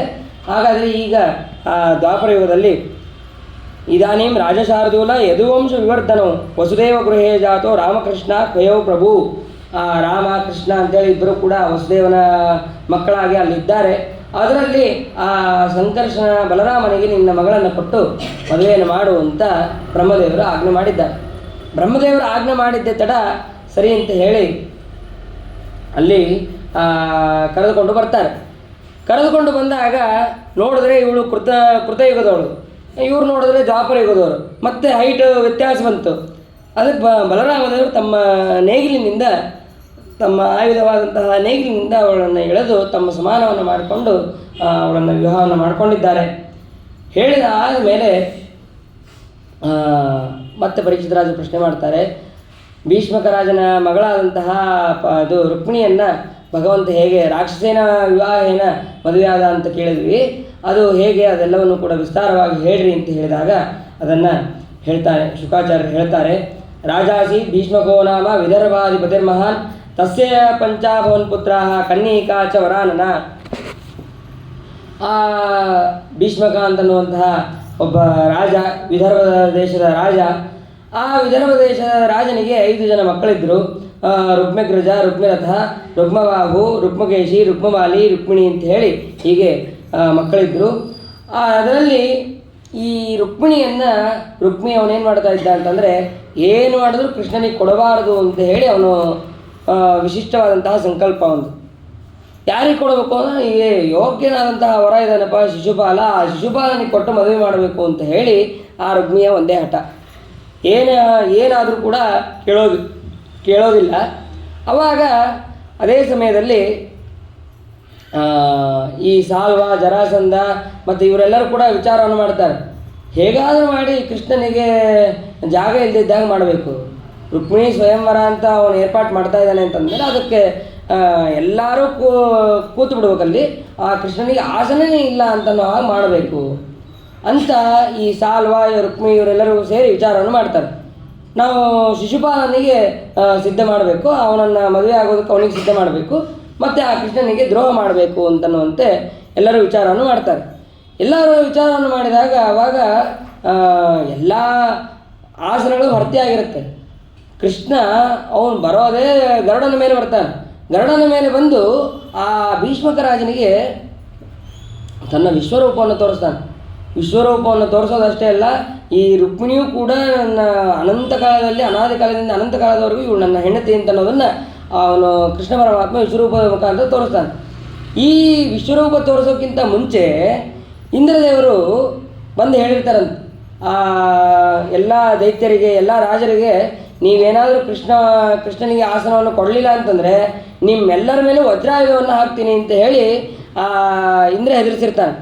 ಯಾಕೆ ಅಂತಂದರೆ ಇಂದ್ರನಿಗೆ ಗೊತ್ತಾಗ್ಬಿಟ್ಟಿರುತ್ತೆ, ಇಷ್ಟೊತ್ತಿಗೆ 2-3 ಸತಿ ಭಗವಂತ ಬಂದು ನಾನು ಇದನ್ನು ಮಾಡಿದ್ದೀನಿ, ನಿನ್ನ ಸಲುವಾಗಿ ಅವತಾರ ಮಾಡಿದ್ದೀನಿ ಅಂತ ಅನ್ನೋದು ಗೊತ್ತಾಗಿರ್ತದೆ. ಅಂತಹ ಇಂದ್ರ ಬಂದು ಈ ಎಲ್ಲ ರಾಜರಿಗೆಲ್ಲ ಹೇಳ್ತಾನೆ. ಈ ಕಡೆ ಇಂದ್ರನ ಭಯದಿಂದ ಕೆಲವು ರಾಜರೆಲ್ಲರೂ ಕೂಡ ಹಿಂದೆ ಸರಿದು ಬಿಡ್ತಾರೆ. ಆದರೆ ಈ ಸಾಲ್ವ ಮತ್ತು ಈ ಶಿಶುಪಾಲ, ಜರಾಸಂಧ ಅವರೇನಾದರೂ ಕೂಡ ಸರಿಯೋದಿಲ್ಲ. ಅಕಸ್ಮಾತ್ ಅವರು ಏನಾದರೂ ಸರಿದಿದ್ರು ಅಂತಂದರೆ ಅವ್ರಿಗೂ ಕೂಡ ಭಕ್ತಿ ಬಂದು ಆ ಕೃಷ್ಣನಲ್ಲಿ ಭಕ್ತಿ ಬಂದು ಅವ್ರಿಗೂ ಯೋಗ್ಯ ಗತಿ ಆಗಬೇಕಾಗಿತ್ತು. ಅವರು ಸರಿದೇ ಇದ್ರೂ ಪರವಾಗಿಲ್ಲ ಅಂತನ್ನುವಂತಹ ಮಾತನ್ನೇ ಅಲ್ಲಿ ಇಂದ್ರ ಹೇಳಿರ್ತಾನೆ. ಅದೇ ರೀತಿಯಾಗಿ ಇಂದ್ರ ತನ್ನ ಇದರಿಂದ ಶ್ರೇಷ್ಠವಾದಂತಹ ಸಿಂಹಾಸನವನ್ನು ಭೀಷ್ಮಕ ರಾಜನ ಪಟ್ಟಣಕ್ಕೆ ಕಳಿಸಿರ್ತಾನೆ. ಅದರಲ್ಲಿ ಆ ಕೃಷ್ಣ ಪರಮಾತ್ಮ ಕೂತು ಭೀಷ್ಮಕ ರಾಜನಿಗೆ ವಿಶ್ವರೂಪವನ್ನು ತೋರಿಸಿ ಹೋಗಿರ್ತಾನೆ. ಇಷ್ಟಾದ ಮೇಲೆ ಆ ಸಾಲ್ವನಿಗೆ ಮತ್ತು ಶಿಶುಪಾಲನಿಗೆ ಮತ್ತು ಜರಾಸಂಧ ಇವರೆಲ್ಲರಿಗೂ ಕೂಡ ಇನ್ನೂ ಭಯ ಜಾಸ್ತಿ, ಇದು ಕೃಷ್ಣನ ದ್ರೋಹ ಮಾಡಬೇಕು ಅಂತನ್ನುವಂತಹ ಬುದ್ಧಿ ಜಾಸ್ತಿ ಆಯಿತು. ಏನಾದರೂ ಮಾಡಿ ಅವನನ್ನು ಇದನ್ನು ಮಾಡಬೇಕಲ್ಲ. ಈ ಕಡೆ ಸರಿ ಆ ವಿಷಯ ಎಲ್ಲವೂ ಕೂಡ ರುಕ್ಮಿಣಿಗೂ ಕೂಡ ಗೊತ್ತಾಗಿದೆ. ರುಕ್ಮಿಣಿ ಆವಾಗ ಕೃಷ್ಣನಿಗೆ ಪತ್ರವನ್ನು ಬರೆದು ಕಳಿಸ್ತಾಳೆ. ಪತ್ರವನ್ನು ಬರೆದು ಕಳಿಸ್ಬೇಕಾದ್ರೆ ಒಬ್ಬ ಬ್ರಾಹ್ಮಣನ ಕೈಯಲ್ಲಿ ಆ ಪತ್ರವನ್ನು ಕಳಿಸ್ತಾನೆ. ಆ ರುಕ್ಮಿಣಿ ಕಳಿಸ್ತಾಳೆ. ಶ್ರುತ್ವಾ ಗುಣಾನ್ ಭುವನ ಸುಂದರ ಸಂಗಮೌಸ್ತೆ ನಿರ್ವಿಶ್ಯ ಕರ್ಣ ವಿವರಂ ಹರತೋಂಗತಾಪಂ ರೂಪಂ ಪರಂ ಭುವನ ಮಂಗಲ ಮಂಗಲಂತೆ ತ್ವಯ್ಯಚ್ಯುತಾ ವಿಜತಿ ಚಿತ್ತಮಪತ್ರಪಂ ಮೇ. ಶ್ರುತ್ವ ಅಂತನ್ನುವಂತಹ ಅವ್ಯಯವನ್ನು ಇಡೋದ್ರ ಮುಖಾಂತರ ಶ್ಲೋಕವನ್ನು ಅವಳು ಪ್ರಾರಂಭ ಮಾಡ್ತಾಳೆ. ಯಾಕೆ? ನೀನು ಅವ್ಯಯನಾಗಿದ್ದಿ ಅಂದರೆ ಅವ್ಯಯ ಅಂತಂದರೆ ನಿನಗೆ ನಾಶ ಇಲ್ಲ. ಬರೀ ಆ ಶ್ಲೋಕದಲ್ಲಿ ಶ್ರುತ್ವ ಅಂತಂದರೆ ನಿನ್ನ ಗುಣಗಳನ್ನು ಕೇಳಿದ್ದೇನೆ ಅಂತ ಅನ್ನೋ ಅರ್ಥ ಬೇರೆ. ಆದರೆ ಇದಕ್ಕೆ ಶ್ರುತ್ವ ಅಂತನ್ನುವಂಥ ಅವ್ಯವನ್ನೇ ಯಾಕೆ ಇಟ್ಲು ಅಂತಂದರೆ ಅದಕ್ಕೆ ಸತ್ಯಧರ್ಮರು ಹೇಳ್ತಾರೆ, ನೀ ಆ ಭಗವಂತ ಅವ್ಯಯನಾಗಿದ್ದಾನೆ, ನಾಶವೇ ಇಲ್ಲ ಅವನಿಗೆ, ಸ್ವಲ್ಪವೂ ಕೂಡ ನಾಶ ಇಲ್ಲ. ಅದನ್ನು ತೋರಿಸೋದಕ್ಕೆ ಅವಳು ಶ್ರುತ್ವ ಅಂತನ್ನುವಂತಹ ಪದವನ್ನೇ ಬಳಸಿ ಹೇಳಿದ್ದಾಳೆ ಅಂತನ್ನೋದನ್ನು ತಿಳಿಸ್ಬೋದು. ಅದಾದ ಮೇಲೆ ನೀನು ನಾ ಎಷ್ಟೋ ಜನರಿಂದ, ಎಷ್ಟೋ ಋಷಿಗಳಿಂದ, ಎಷ್ಟೋ ಜ್ಞಾನಿಗಳಿಂದ ನಿನ್ನ ಮಹಿಮೆಗಳನ್ನು ನಾನು ಪೂರ್ಣವಾಗಿ ಕೇಳಿದ್ದೇನೆ. ಕೇಳೋದಷ್ಟೇ ಅಲ್ಲ, ಅದನ್ನು ನಾನು ಮನನ ಮಾಡ್ತೀನಿ, ಯಾವಾಗಲೂ ಸ್ಮರಣೆ ಮಾಡ್ತೀನಿ. ನನಗೆ ನಿನ್ನ ಬಿಟ್ಟು ಇನ್ಯಾರೂ ಕೂಡ ಶಿಶುಪಾಲ ಏನಾದ್ರು ನನ್ನ ಕೊರಳಿಗೆ ಮಾಂಗಲ್ಯವನ್ನು ಕಟ್ಟಿದ್ರೆ ಅದು ಮಾಂಗಲ್ಯ ಆಗಿರೋದಿಲ್ಲ, ಅದು ಕುತ್ತಿಗೆಗೆ ಬಂಧನ ಆಗಿರತ್ತೆ ಅಂತನ್ನೋದನ್ನು ಅವಳು ತಿಳಿಸ್ತಾಳೆ. ಆದಾಗ ಇಷ್ಟೆಲ್ಲವನ್ನು ಕೂಡ ಸ್ತೋತ್ರವನ್ನು ಮಾಡೋದ್ರ ಜೊತೆಗೆ ಅವಳು ಇನ್ನೊಂದು ಸೂಚನೆಯನ್ನು ಕೂಡ ಕೊಡ್ತಾಳೆ. ನಾನು ಮದುವೆ ಹಿಂದಿನ ದಿನ ಗೌರಿ ಪೂಜೆಗೆ ಅಂತ ಹೋಗ್ತೇನೆ, ಆ ಗೌರಿ ಪೂಜೆಗೆ ಅಂಬಿಕಾ ಪೂಜೆಗೆ ಅಂತ ಹೋಗ್ತೇನೆ, ಆ ಅಂಬಿಕಾ ಪೂಜೆಗೆ ಹೋದಾಗ ನೀನು ಬಂದು ಅಲ್ಲಿ ನನ್ನನ್ನು ಕರೆದುಕೊಂಡು ಹೋಗಬೇಕು ಅಂತ ಆ ರುಕ್ಮಿಣಿ ಪತ್ರದಲ್ಲಿ ಎಲ್ಲವನ್ನು ಕೂಡ ಬರೆದಿರ್ತಾರೆ. ಸರಿ, ಅದೇ ರೀತಿಯಾಗಿ ಆ ಬ್ರಾಹ್ಮಣ ತಗೊಂಡು ಕೃಷ್ಣನ ಹತ್ರ ತೊಗೊಂಡು ಹೋಗ್ತಾನೆ. ಬ್ರಾಹ್ಮಣನ ನೋಡಿದ ತಕ್ಷಣ ಕೃಷ್ಣ ಪರಮಾತ್ಮ ಮೊದಲು ಆ ಬ್ರಾಹ್ಮಣನನ್ನು ಪೂಜೆ ಮಾಡ್ತಾನೆ. ಕೈಯಲ್ಲಿ ಏನಿದೆ, ಪತ್ರ ಇದೆ, ಗಿತ್ರ ಇದೆ, ಅದು ಯಾವುದೂ ನೋಡೋದಿಲ್ಲ. ಆ ಬ್ರಾಹ್ಮಣನನ್ನು ಗೌರವ ಕೊಟ್ಟು ಆ ಬ್ರಾಹ್ಮಣನಿಗೆ ಯೋಗ್ಯವಾದಂತಹ ಪೂಜಾದಿಗಳನ್ನು ಮಾಡಿ, ನೀ ಏನು ಬಂದಿದೆಯಪ್ಪ, ಏನು ವಿಷಯ, ಏನದು, ಏನೋ ಪತ್ರ ತಂದಿದೆಯಲ್ಲ, ಏನು ಇಲ್ಲ, ನಿನಗಾಗಿ ರುಕ್ಮಿಣಿ ಬರೆದಂತಹ ಪತ್ರ, ಸರಿ ಹಾಗಾದರೆ ಅದನ್ನು ನೀನೇ ಓದು ಅಂತ ಹೇಳಿ ಆ ರುಕ್ಮಿಣಿಯ ಪತ್ರವನ್ನು ಓದಿಸಿದ್ದಾನೆ ಬ್ರಾಹ್ಮಣನ ಮುಖಾಂತರ. ವಾಚಯಾಮಾಸ ಧರ್ಮಾತ್ಮ ಸಾದರಂ ಸೃಹಯನ್ನಿವ, ಎಲ್ಲರಿಗೂ ಗೊತ್ತಾಗೋ ಹಾಗೆ ಅದನ್ನು ಓದಿಸಿದ್ದಾನೆ. ಓದಿಸಿದ ಮೇಲೆ ಸರಿ ಆಯಿತು ನಾನು ಬರ್ತೀನಿ ಅಂತ ಹೇಳು ಅಂತ ಹೇಳಿ ಕಳಿಸ್ತಾನೆ. ಮಥುರಾ ಪಟ್ಟಣದಿಂದ ವಿದರ್ಭ ದೇಶಕ್ಕೆ ಬರೋದಕ್ಕೆ ಒಂದು ಸ್ವಲ್ಪ ಭಾಳ ದೂರ. ಹಾಗಾದರೆ ಅವನು ಬರೋದಕ್ಕೆ ಯಾವಾಗ ಬರ್ತಾನೋ ರುಕ್ಮಿಣಿ ಭಾಳ ಚಿಂತಾಕ್ರಾಂತಳಾಗಿರ್ತಾಳೆ. ಆ ಪತ್ರ ಹೋಗಿ ಕೃಷ್ಣನಿಗೆ ಮುಟ್ಟೋದೋ ಇಲ್ಲೋ, ಅವನು ಬ್ರಾಹ್ಮಣ ಹೇಳಿದನೋ ಇಲ್ಲೋ, ಅವನು ಇನ್ನೂ ಬಂದಿಲ್ಲ ಅಂತ ಹೇಳಿ ಭಾಳ ವಿಚಾರ ಮಾಡ್ತಾ ಇರ್ತಾಳೆ ರುಕ್ಮಿಣಿ. ಅವಾಗ ಒಂದು ಸಲ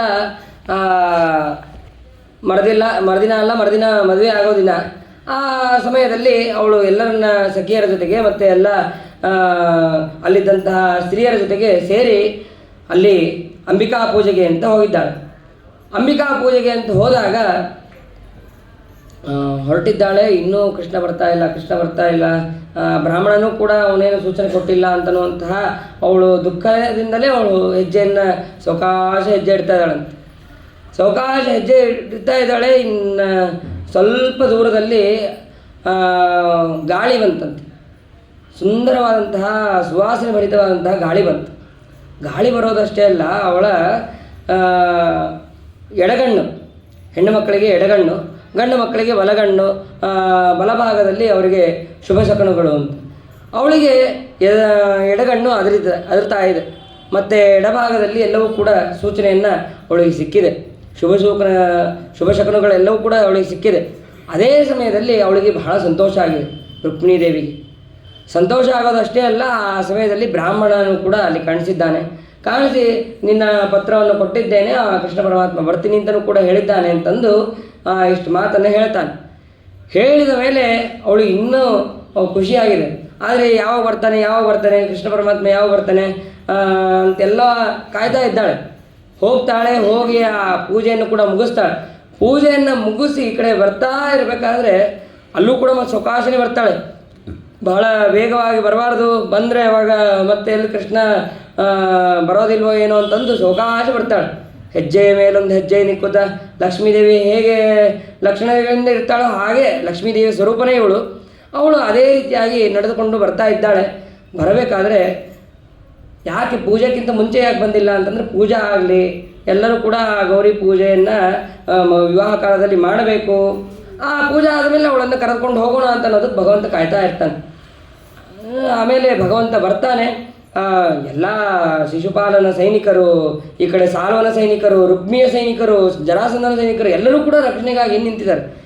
ಏನು ಭಗವಂತ ಬಂದು ಈ ಕಡೆ ರುಕ್ಮಿಣಿಯನ್ನು ಕರ್ಕೊಂಡ ಹೋಗೇ ಬಿಟ್ಟ, ಕಾಣಿಸ್ತಾನೆ ಇಲ್ಲ. ಅಷ್ಟು ವೇಗವಾಗಿ ಅವನು ರುಕ್ಮಿಣಿಯನ್ನು ಕರೆದುಕೊಂಡು ಹೋಗಿದ್ದಾನೆ. ಜಹಾರ ಕೃಷ್ಣೋ ದ್ವಿಷತಾಂ ಸಮೀಕ್ಷತಾಂ, ಎಲ್ಲರೂ ನೋಡ್ತಾ ಇರಬೇಕಾದ್ರೆ ಅವಳನ್ನು ಎಳೆದುಕೊಂಡು ತನ್ನ ರಥದಲ್ಲಿ ಕೂಡಿಸ್ಕೊಂಡು ಹೋಗಿದ್ದಾನೆ.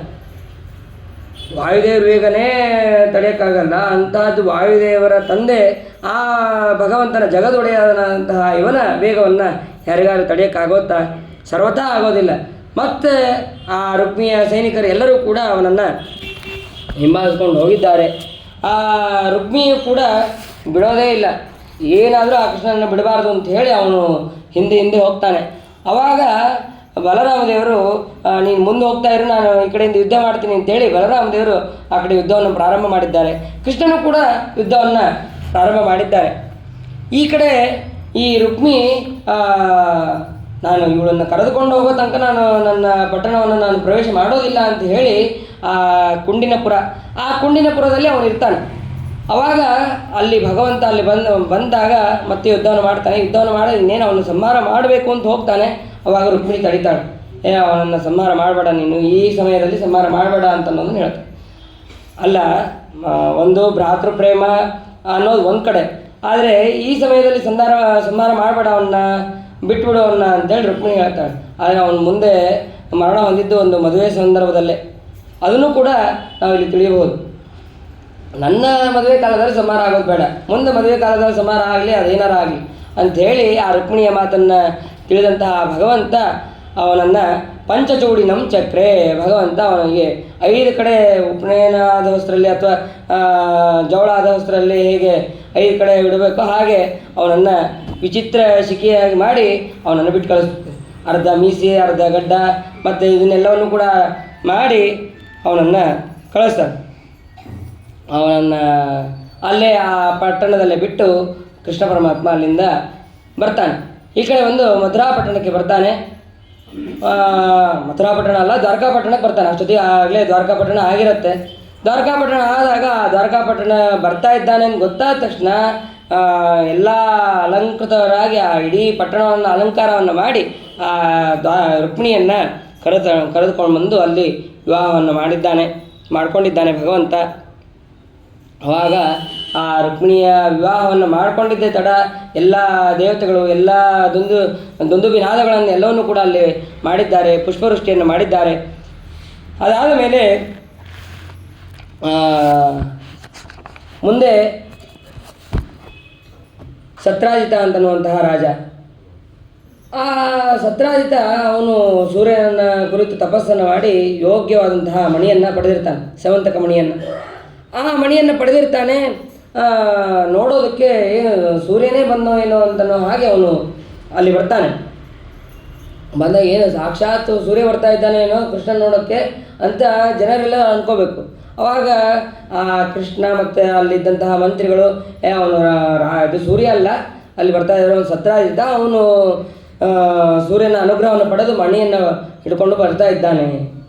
ಆ ಮಣಿ ಹೇಗಿತ್ತು ಅಂತಂದರೆ 8 ವಾರ ದಿನೇ ದಿನೇ ಸ್ವರ್ಣಭಾರ ನಷ್ಟವು ಸ ಸೃಜತಿ ಪ್ರಭೋ ದುರ್ಭಿಕ್ಷ ದುರ್ಭಿಕ್ಷ ಮಾರ್ಯಾರಿಷ್ಟಾನಿ ಸರ್ವೇಪಿ ವ್ಯಾಧಯೇ ನೃಶುವಾಹ. ಅದು ಮಣಿ ಬರೀ 8 ತೊಲೆ ಬಂಗಾರ 8 ಭಾರ ಬಂಗಾರ ಅಷ್ಟೇ ಕೊಡ್ತಾ ಇರಲಿಲ್ಲ, ಮತ್ತು ಎಲ್ಲ ಇಡೀ ರಾಜ್ಯಕ್ಕೆ ಕ್ಷೇಮವನ್ನು ಉಂಟು ಮಾಡ್ತಾ ಇತ್ತು. ಯಾರಿಗೇ ಕೂಡ ಹಸಿವೆ ನೀರಡಿಕೆ ಇದು ಯಾವುದೂ ಕೂಡ ಆಗ್ತಾ ಇರಲಿಲ್ಲ. ಅಷ್ಟು ಅಂದರೆ ಯಾವ ಸಮಯದಲ್ಲಿ ಏನಾದರೂ ಅದು ಉತ್ತಮವಾದಂತಹ ಯೋಗ್ಯವಾದಂತಹ ಆಹಾರಾದಿಗಳನ್ನು ಕೊಟ್ಟು ನೀರು ಇವೇ ಮೊದಲಾದ ಇವುಗಳಿಂದ ಕೊಡ್ತಾ ಇತ್ತು. ಮತ್ತು ದುರ್ಭಿಕ್ಷ ಅಂತ ಅನ್ನೋದು ಇರ್ತಿರಲಿಲ್ಲ. ಅಷ್ಟು ಯೋಗ್ಯವಾದಂತಹ ಸಮಂತಕ ಮಣಿ. ಆ ಮಣಿಯನ್ನು ಅವನು ಸೂರ್ಯನಿಂದ ಪಡೆದಿರ್ತಾನೆ.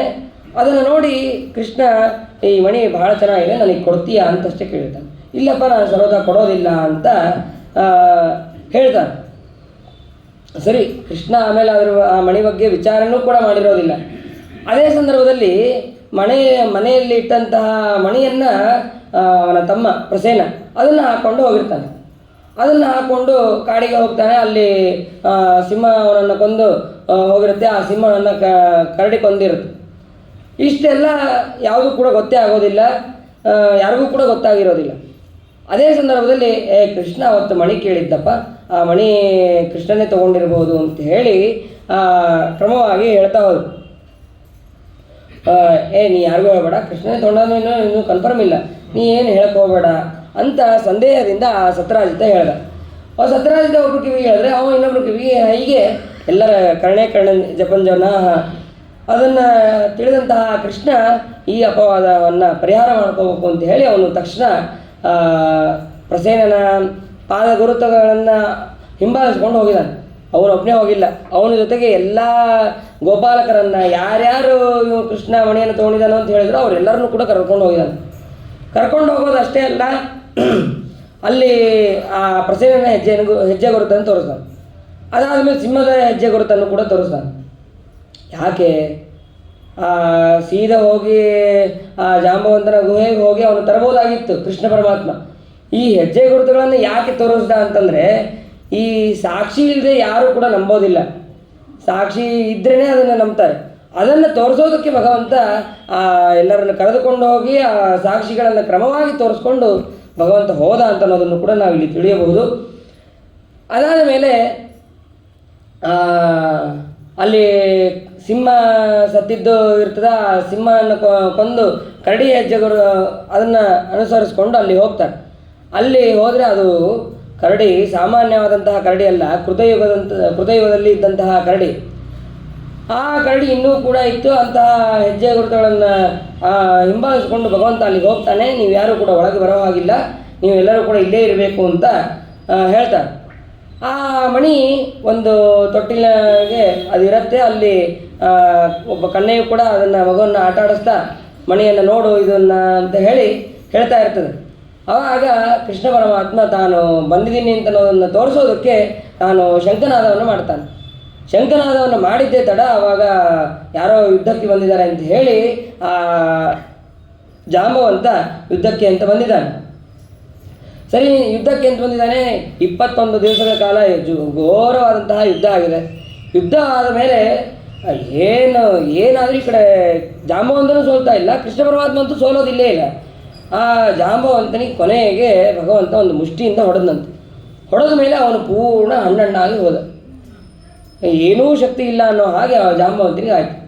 ಇಷ್ಟು ಹೊಡಿತಾ ಇದ್ದಾರೆ, ಇಷ್ಟು ನನಗೆ ಯಾಕೆ ಅಂತಂದರೆ ಜಾಂಬವಂತ ಆ ಕೃತಯುಗದಿಂದಲೂ ಅವನ ಸಾಮರ್ಥ್ಯ ಅದೇನು ಕಡಿಮೆ ಏನಿರಲಿಲ್ಲ.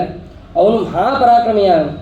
ಹನುಮಂತ ದೇವರು, ಜಾಂಬವಂತ ಇವರೆಲ್ಲರೂ ಕೂಡ ಪ್ರಬಲರಲ್ಲಿ ಎತ್ತಿದ ಕೈ. ಹನುಮಂತ ದೇವರು, ನೆಕ್ಸ್ಟ್ ಜಾಂಬವಂತ, ಹೀಗೆ ಬಲಶಾಲಿಗಳವರು. ಅಂತಹ ನನ್ನನ್ನು ಹಿಂಗೆ ಹೊಡಿತಾ ಇದ್ದಾರೆ ಅಂತಂದರೆ ಇದಕ್ಕೆ ಬೇರೆ ಯಾರೂ ಕೂಡ ಸಮರ್ಥರಲ್ಲ, ಸಾಕ್ಷಾತ್ ಭಗವಂತನೇ ಇರಬೇಕು.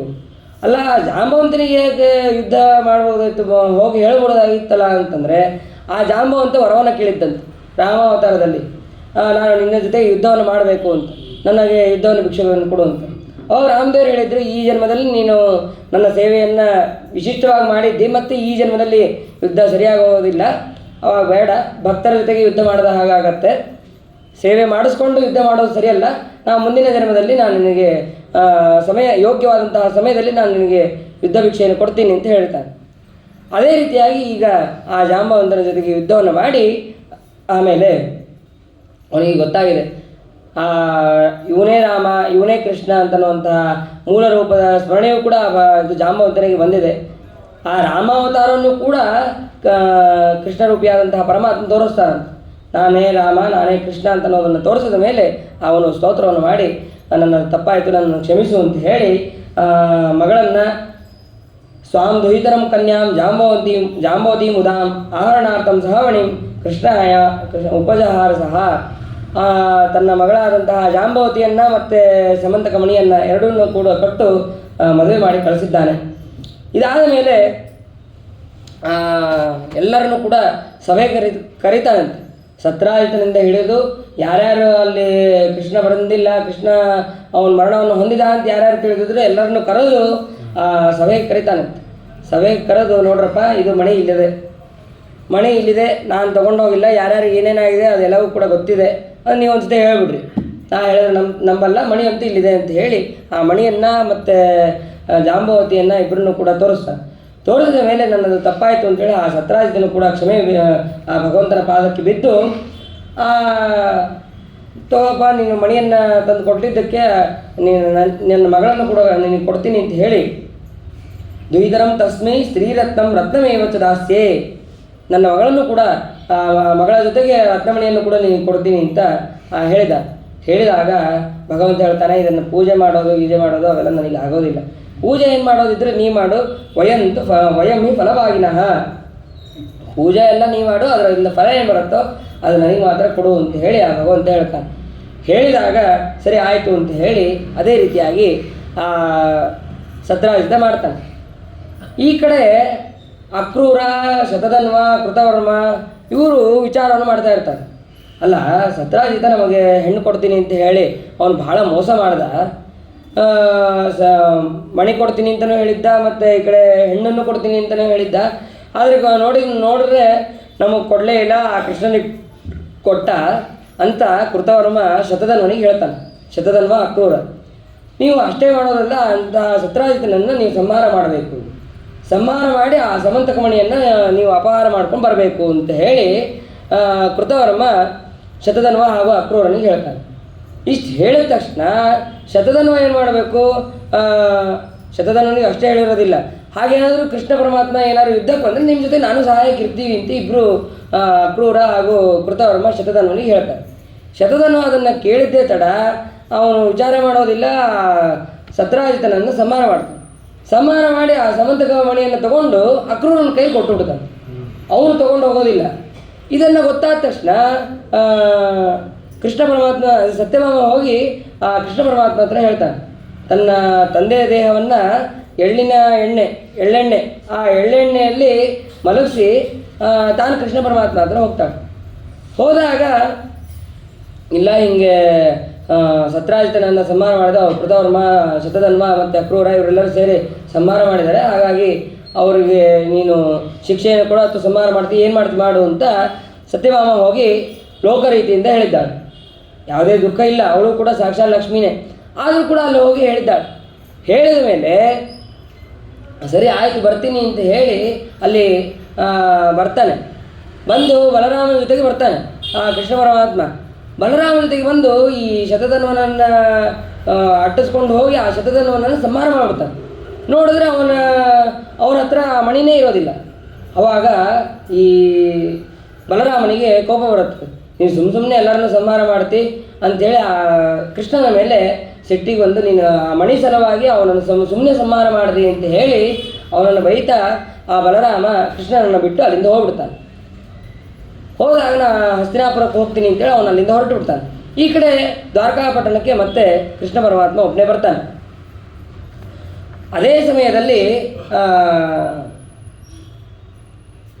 ಈ ಪಾಂಡವರು ಅರಗಿನ ಮನೆಯಲ್ಲಿ ಸುಟ್ಟೋಗಿದ್ದಾರೆ ಅಂತನ್ನುವಂತಹ ವಿಷಯ ಗೊತ್ತಾಗಿರ್ತದೆ. ಆವಾಗ ಅಕ್ರೂರನ ಹತ್ರ ಮಣಿ ಇರ್ತದೆ ಅಂತ ಅನ್ನೋದು ಭಗವಂತನಿಗೆ ಗೊತ್ತಿರ್ತದೆ, ಆದರೆ ಅದನ್ನು ತೋರಿಸಿರೋದಿಲ್ಲ. ಹಾಗಾದರೆ ಅಲ್ಲಿ ಹೋಗಿ ಅನಿಸುತ್ತೆ ಅವರಿಗೂ ಕೂಡ ಬುದ್ಧಿ ಸಮಾಧಾನ ಮಾಡಿಬರೋಣ ಅಂತಂದು ಹಸ್ತಿನಾವತಿಗೆ ಭಗವಂತ ಹೋಗಿ ಅಯ್ಯೋ ಪಾಂಡವರು ಹೀಗೆ ಸಂಹಾರ ಆಗಬಾರ್ದಾಗಿತ್ತು, ಅವ್ರು ಸುಟ್ಟು ಹೋಗಬಾರ್ದಾಗಿತ್ತು. ಭಗವಂತನಿಗೆ ಗೊತ್ತು ಭಗವಂತನಿಗೆ, ವಿದುರನಿಗೆ, ಒಂದಿಬ್ಬರು ಮೂರು ಜನಕ್ಕೆ ಮಾತ್ರ ಗೊತ್ತಿರುತ್ತೆ ಈ ಪಾಂಡವರು ಇನ್ನೂ ಏನೂ ಆಗಿರೋದಿಲ್ಲ ಅವರಿಗೆ, ಅವ್ರು ಇನ್ನೂ ಬದುಕೇ ಇದ್ದಾರೆ ಅಂತ ಅನ್ನೋದು. ಆದರೆ ಅವರು ಎಲ್ಲರನ್ನೂ ನಂಬಿಸೋದಕ್ಕೆ ನನಗೂ ಕೂಡ ದುಃಖ ಆಗಿದೆ ಅಂತ ಅನ್ನೋದನ್ನು ತೋರಿಸೋದಕ್ಕೆ ಪಾಂಡವರು ಹಿಂಗೆ ಆಗಬಾರ್ದಾಯ್ತು ಪಾಂಡವರಿಗೆ ಅಂತ ಹೇಳಿ ನಟನೆ ಮಾಡಿ ಮತ್ತೆ ಅಲ್ಲಿಂದ ಈ ಕಡೆ ಬರ್ತಾನೆ ಭಗವಂತ. ಬಂದ ಮೇಲೆ ಮತ್ತೆ ಯಾವ ಬಲರಾಮ ತನ್ನ ಮೇಲೆ ಸಿಟ್ಟನ್ನು ಮಾಡ್ಕೊಂಡು ಹೋಗಿದ್ನ ಆ ಬಲರಾಮನನ್ನು ಮತ್ತೆ ಕರೆಸಬೇಕು ಅಂತ ಹೇಳಿ ಅಕ್ರೂರನನ್ನು ಮತ್ತು ಕೃತವರ್ಮನನ್ನು ಹಿಂಬಾಲಿಸ್ಕೊಂಡು ಹೋಗ್ತಾನೆ. ಹಿಂಬಾಲಿಸ್ಕೊಂಡು ಹೋಗೋದಕ್ಕೆ ಈ ಸಾತ್ಯಕಿಗೆ ಮತ್ತು ಇನ್ನು ಅನೇಕ ವೃದ್ಧರಿಗೆ ಹೇಳ್ತಾನೆ ಕೃಷ್ಣ. ಹೇಳಿದ ಹಾಗೆ ಅದೇ ರೀತಿಯಾಗಿ ಅಕ್ರೂರನ್ನು ಯಾಕೆ ಅಂತಂದರೆ, ಈ ದ್ವಾರಕಾಪಟ್ಟಣದಲ್ಲಿ ಅಕ್ರೂರ ಇಲ್ಲದೇ ಇದ್ದಾಗ ಇಡೀ ದ್ವಾರಕಾಪಟ್ಟಣಕ್ಕೆ ಒಂಚೂರು ಮಳೆ ಇರೋದಿಲ್ಲ, ಮತ್ತು ದುರ್ಭಿಕ್ಷೆ ಆಗ್ತಾ ಇರತ್ತೆ. ಅಕ್ರೂರಿನಲ್ಲಿ ಅಷ್ಟು ಒಳ್ಳೆಯ ಫಲ ಇರುತ್ತೆ, ಅಷ್ಟು ಯೋಗ್ಯವಾದಂತಹ ಒಂದು ಶಕ್ತಿ ಇರುತ್ತೆ. ಯಾಕೆ ಅಂತಂದರೆ ಅವ್ರ ತಂದೆ ಶ್ವಫಲ್ಕ ಗಾಂಧಿನಿ ಅವರು ವಿಶಿಷ್ಟವಾದಂತಹ ತಪಸ್ಸನ್ನು ಮಾಡಿ ಈ ಅಕ್ರೂರನ್ನು ಪಡೆದಿರ್ತಾರೆ. ಆ ಶ್ವಾಫಲ್ಕಿ ಅಂದರೆ ಅಕ್ರೂರ ಇಲ್ಲದೆ ಇದ್ದಕ್ಕೆ ಈ ರೀತಿಯಾದಂತಹ ಅನಷ್ಟಗಳು ನಮಗೆ ಆಗ್ತಾ ಇದೆ, ಹಾಗಾಗಿ ಅಕ್ರೂರನ್ನು ಕರೆದುಕೊಂಬರ್ರಿ ಅಂತ ಆ ಭಗವಂತ ಹೇಳಿ ಕಳಿಸ್ತಾನೆ. ಅದೇ ರೀತಿಯಾಗಿ ಅಕ್ರೂರನನ್ನು ಸಾತ್ಯಕಿ ಅವರೇ ಮೊದಲಾದವರು ಕರ್ಕೊಂಬರ್ತಾರೆ. ಕೃತವರ್ಮನನ್ನು ಕೂಡ ಕರ್ಕೊಂಬರ್ತಾರೆ. ಕರ್ಕೊಂಡು ಬಂದ ಮೇಲೆ ಆವಾಗ ಅಕ್ರೂರನ ಜೊತೆಗೆ ಮಾತಾಡ್ತಾ ಹೇಳ್ತಾನಂತೆ, ಮಣಿ ಇಲ್ಲ ನನ್ನ ಹತ್ರನೇ ಇದೆ ತಗೋ ಮಣಿ ಅಂತಂದು ಅವಾಗ ಹೇಳ್ತಾನೆ. ಇದನ್ನು ನನ್ನ ಹತ್ರ ಹೇಳೋದಲ್ಲ, ಆ ಸಭೆಯಲ್ಲಿ ಹೇಳಿ ಅಂತ ಹೇಳಿ ಆ ಅಕ್ರೂರನ್ನು ತಂದು ನೋಡಪ್ಪ ಮಣಿ ಇಲ್ಲದ, ನಾ ತೊಗೊಂಡು ಹೋಗಿಲ್ಲ ಅಂತೇಳಿ ಬಲರಾಮದೇವರಿಗೆ ಇನ್ನೊಮ್ಮೆ ಅದನ್ನು ಸ್ಪಷ್ಟಪಡಿಸಿದ್ದಾನೆ. ಅದಾದ ಮೇಲೆ ಸತ್ರಾಜಿತನಿಗೂ ಕೂಡ ಸಂಸ್ಕಾರವನ್ನು ಮಾಡಿದ್ದಾನೆ. ಒಂದು ಸಲ ಅರ್ಜುನನ ಜೊತೆಗೆ ಭಗವಂತ ವಿಹಾರವನ್ನು ಮಾಡ್ತಾ ಇರ್ತಾನೆ. ಹಾಗೆ ಬೇಟೆ ಆಡೋದಕ್ಕೆ ಅಂತ ಹೋಗ್ತಾ ಇರ್ತಾನೆ. ಹೋಗಬೇಕಾದ್ರೆ ಕಾಳಿಂದಿ ಅವಳು ಅಲ್ಲಿ ಭಗವಂತನೇ ಪತಿಯಾಗಬೇಕು ಅಂತ ಹೇಳಿ ತಪಸ್ಸನ್ನು ಮಾಡ್ತಾ ಇರ್ತಾಳೆ. ಮಾಡ್ತಾ ಇರಬೇಕಾದ್ರೆ ಅರ್ಜುನನಿಗೆ ಹೇಳಿ ಕಳಿಸ್ತಾನೆ ಭಗವಂತ, ಯಾರವಳು, ಯಾಕೆ ಅಲ್ಲಿ ತಪಸ್ಸು ಮಾಡ್ತಾ ಇದ್ದಾರೆ ಕೇಳ್ಕೊಂಬ ಅಂತ ಹೇಳಿದಾಗ ಅರ್ಜುನ ಕೇಳ್ತಾನೆ, ಇಲ್ಲ ನಂಗೆ ಕೃಷ್ಣನೇ ಇದು ಗಂಡ ಆಗಬೇಕು ಅಂತ ನಾನು ತಪಸ್ಸು ಮಾಡ್ತಾ ಇದ್ದೀನಿ. ಸರಿ ಆಯಿತು ಬಾ ಅಂತ ಹೇಳಿ ಅಲ್ಲೇ ವಿವಾಹವನ್ನು ಮಾಡ್ಕೊತಾನೆ ಭಗವಂತ. ಆ ಕಾಲಿಂದಿ ಯಾರು ಅಂತಂದರೆ ಸೂರ್ಯನ ಮಗಳು. ನನಗೆ ಇಲ್ಲಿ ಮನೆಯನ್ನು ಮಾಡಿಕೊಟ್ಟಿದ್ದಾನೆ ಆ ಸೂರ್ಯ, ನಾನು ಇಲ್ಲಿದ್ದೀನಿ, ನನಗೆ ಭಗವಂತನೇ ಮದುವೆ ಆಗಬೇಕು ಅಂತ ನಾನು ಇಲ್ಲಿ ತಪಸ್ಸು ಮಾಡ್ತಾ ಇದ್ದೀನಿ ಅಂತ ಎಲ್ಲವನ್ನೂ ಕೂಡ ಹೇಳಿರ್ತಾಳೆ. ಅದೇ ರೀತಿಯಾಗಿ ಆ ಕಾಲಿಂದಿಯನ್ನು ಕೂಡ ಮದುವೆಯನ್ನು ಮಾಡ್ಕೊಂಡಿದ್ದಾನೆ. ಅದಾದ ಮೇಲೆ ನೀಲ ಅವಳು ನಗ್ನಜಿತ್ ಎನ್ನುವಂತಹ ರಾಜ, ಕೋಸಲ ದೇಶ, ಅಲ್ಲಿ ನಗ್ನಜಿತ್ ಎನ್ನುವಂತಹ ರಾಜ, ಆ ನಗ್ನಜಿತ್ತಿನ ರಾಜನ ಮಗಳೇ ಈ ನೀಲ. ಅವಳ ಸ್ವಯಂವರವು ಕೂಡ ಅಲ್ಲಿ ಇರುತ್ತೆ. ಆಗ ಅಲ್ಲಿ ನಗ್ನಜಿತ್ ರಾಜನ ಮನೆಗೆ ಭಗವಂತ ಬರ್ತಾನೆ. ಬಂದಾಗ ಆ ಕೃಷ್ಣನಿಗೆ ಯೋಗ್ಯವಾದಂತಹ ಸತ್ಕಾರಾದಿಗಳನ್ನೆಲ್ಲವನ್ನು ಕೂಡ ಮಾಡಿದ್ದಾನೆ. ಆವಾಗ ಕೃಷ್ಣನೇ ಹೇಳ್ತಾನೆ, ನಿನ್ನ ಮಗಳನ್ನು ನನಗೆ ಕೊಡು ಅಂತ. ಆವಾಗ ಹೇಳ್ತಾನೆ ರಾಜ, ನಿನ್ನಂತಹ ಪಾತ್ರರು ಬೇರೆ ಯಾರೂ ಇಲ್ಲ, ನಾನು ಅವಶ್ಯ ಕೊಡ್ತೀನಿ. ಆದರೂ ನನ್ನಲ್ಲಿ ಇರುವಂತಹ ಈ 7 ಗೂಳಿ, ಆ ಗೂಳಿಗಳನ್ನು ನೀನು ಒಟ್ಟಿಗೆ ಹಿಡಿದು ಕಟ್ಟಿದ್ರೆ ಅವರಿಗೆ ನನ್ನ ಮಗಳಿಗೆ ಕೊಡ್ತೀನಿ ಅಂತ ನಾನು ಪ್ರತಿಜ್ಞೆ ಮಾಡಿದ್ದೀನಿ. ಹಾಗಾಗಿ ಇದನ್ನು ನೀನು ಮಾಡಬೇಕು. ಅದೇನು ಭಗವಂತನಿಗೆ ಅದು ಆಟ. 7 ಗೂಳಿಗಳನ್ನು ಏಕಕಾಲಕ್ಕೆ ಅನಾಯಾಸವಾಗಿ ಹಿಡಿದಿದ್ದಾನೆ. ಅದಾದ ಮೇಲೆ ನೀಲಾದೇವಿಯನ್ನು ಪಡೆದಿದ್ದಾನೆ. ನೀಲಾದೇವಿಯ ಜೊತೆಗೂ ಕೂಡ ಮದುವೆಯನ್ನು ಮಾಡಿಕೊಂಡಿದ್ದಾನೆ. ಆ ನೀಲಾದೇವಿಯನ್ನು ಮದುವೆ ಮಾಡಿಕೊಟ್ಟ ಮೇಲೆ ಆ ನಗ್ನಜಿತ್ ರಾಜ 60,000 ಆನೆಗಳನ್ನು, ಅದಕ್ಕೆ 100 ಪಟ್ಟು ಅಂದರೆ 60 ಲಕ್ಷ ರಥಗಳನ್ನು, ಮತ್ತು ಅದಕ್ಕೆ 100 ಪಟ್ಟು 60 ಕೋಟಿ ಕುದುರೆಗಳನ್ನು, ಆಮೇಲೆ 6,000 ಕೋಟಿ ಕಾಲಾಳುಗಳನ್ನು, ಹೀಗೆ ಎಲ್ಲರನ್ನೂ ಕೂಡ ಸಹಸ್ರ ದಾಸಿಯರೆಲ್ಲರನ್ನೂ ಕೂಡ ಆ ನಗ್ನಜಿತ್ ರಾಜ ತನ್ನ ಮಗಳ ಸೇವೆಗೆ ಅಂಥೇಳಿ ಎಲ್ಲರನ್ನು ಕಳಿಸಿದ್ದಾನೆ. ಅದೆಲ್ಲರನ್ನು ಕರೆದುಕೊಂಡು ನೀಲಾಳ ಜೊತೆಗೆ ಭಗವಂತ ಮತ್ತೆ ದ್ವಾರಕಾಪಟ್ಟಣಕ್ಕೆ ಬಂದಿದ್ದಾನೆ. ಅದಾದ ಮೇಲೆ ಕೈಕೇಯ ದೇಶದ ರಾಜ ಅವನು ಈ ವಸುದೇವನ ತಂಗಿ ಆ ಶ್ರುತಕೀರ್ತಿ ಅವಳನ್ನೇ ಮದುವೆ ಆಗಿರ್ತಾನೆ. ಆಮೇಲೆ ಆಕೆಯಲ್ಲಿ ಭದ್ರಾ ಅಂತನ್ನುವಂತಹ ಮಗಳಾಗಿರ್ತಾಳೆ. ಆ ಮಗಳನ್ನು ಭಗವಂತ ಮಗಳಷ್ಟೇ ಅಲ್ಲ, ಸಂತರ್ಧನ ಅವರೇ ಮೊದಲಾದಂತಹ 5 ಜನ ಮಕ್ಕಳು ಕೂಡ ಅಲ್ಲಿರ್ತಾರೆ. ಅವರು ಸೋದರ ಮಾವನಾದಂತಹ ಕೃಷ್ಣನನ್ನು ಕರೆದು ತಮ್ಮ ತಂಗಿಯಾದಂತಹ ಭದ್ರಾದೇವಿಯನ್ನು ಕೊಟ್ಟು ಮದುವೆಯನ್ನು ಮಾಡ್ತಾರೆ. ಅದಾದ ಮೇಲೆ ಮಿತ್ರವಿಂದ, ಆ ಮಿತ್ರವಿಂದ ವಸುದೇವನ ಮತ್ತೊಬ್ಬ ತಂಗಿ ಯಾರು ಅಂತಂದರೆ ರಾಜಾದಿದೇವಿ. ಆ ರಾಜಾದಿದೇವಿ ಅವಂತಿ ದೇಶದ ರಾಜನಿಗೆ ಕೊಟ್ಟು ಮದುವೆಯನ್ನು ಮಾಡಿರ್ತಾರೆ. ಅಲ್ಲಿ ವಿಂದ ಅನುವಿಂದ ಅಂತನ್ನುವಂತಹ ಗಂಡಸು ಮಕ್ಕಳು, ಅವರಿಗೆ ಮಿತ್ರವಿಂದ ಮತ್ತು ಇನ್ನೂ ಅನೇಕ ಮಕ್ಕಳು ಕೂಡ ಇರ್ತಾರೆ. ಆ ಮಿತ್ರವಿಂದಗಳನ್ನು ಅವಳು ಕೂಡ ಅಲ್ಲೊಂದು ಸ್ವಯಂವರ ಇಟ್ಟಿರ್ತಾನೆ. ಸ್ವಯಂವರದಲ್ಲೇ ಆ ಕೃಷ್ಣನನ್ನ ಅಪೇಕ್ಷೆ ಪಡ್ತಾಳೆ. ಅವಾಗ ದುರ್ಯೋಧನ ಪಕ್ಷಪಾತಿಗಳಾದಂತಹ ವಿಂದ ಅನುವಿದರ ಅವರಿಬ್ಬರು ಕೂಡ ಬಿಡೋದೇ ಇಲ್ಲ. ಆವಾಗ ಮತ್ತೆ ಅವರಿಬ್ಬರನ್ನು ಕೂಡ ಸಂಹಾರವನ್ನು ಮಾಡಿ ಆಮೇಲೆ ಭಗವಂತನ ಕೊರಳಿಗೆ ಆ ಮಿತ್ರವಿಂದ ಮಾಲೆಯನ್ನು ಹಾಕಿದ್ದಾಳೆ. ಹಾಕಿದ ಮೇಲೆ ಅವರು ವಿಂದ ಅನುವಿಂದ ಯುದ್ಧಕ್ಕೆ ಬಂದರು. ಅವರನ್ನು ಕೂಡ ಸಂಹಾರ ಮಾಡಿ ಅಲ್ಲಿಂದ ಮದುವೆ ಮಾಡಿಕೊಂಡು ದ್ವಾರಕಾಪಟ್ಟಣಕ್ಕೆ ಬಂದಿದ್ದಾನೆ. ಅದಾದ ಮೇಲೆ ಲಕ್ಷಣ, ಆ ಲಕ್ಷಣಾದೇವಿ ಮದ್ರರಾಜನ ಮಗಳವಳು. ಅವಳು ನನಗೆ ಕೃಷ್ಣನೇ ಪತಿಯಾಗಬೇಕು ಅಂತ ಹೇಳಿ ಅವಳು ಕೂಡ ಅಪೇಕ್ಷೆಯನ್ನು ಪಟ್ಟಿದ್ಳು. ಅವಳ ತಂದೆ ಆದಂತಹ ಬೃಹತ್ಸೇನ ಅವನು ಅದಕ್ಕೆ ತಕ್ಕ ಯೋಗ್ಯವಾದಂತಹ ಉಪಾಯವನ್ನು ಕೂಡ ಅವನು ಮಾಡಿರ್ತಾನೆ. ಮತ್ಸ್ಯಯಂತ್ರ, ಆ ಮತ್ಸ್ಯಯಂತ್ರದ ಉಪಾಯವನ್ನು ಮಾಡಿರ್ತಾನೆ. ಈ ಅರ್ಜುನನಿಗೆ ಯಾವ ರೀತಿಯಾಗಿ ಮತ್ಸ್ಯಯಂತ್ರ ಭೇದಿಸೋದಿತ್ತೋ ಅದರ ಇನ್ನೂ ವಿಶಿಷ್ಟವಾಗಿ ಅರ್ಜುನನಿಗೆ ಕೆಳಗೆ ನೋಡಿ ಹೊಡಿಬೇಕು ಅಂತಿತ್ತು. ಇದು ಕೆಳಗೆ ನೋಡಿ ಹೊಡೆಯೋದು ಅಷ್ಟೇ ಅಲ್ಲ, ಮುರಿದಂತಹ ಬಾಣ, ಆ ಮುರಿದಂತಹ ಬಾಣದಿಂದ ಆ ಮತ್ಸ್ಯಯಂತ್ರವನ್ನು ಭೇದ ಮಾಡಬೇಕು. ಇದು ಅಲ್ಲಿಟ್ಟಂತಹ ಸ್ವಯಂವರ.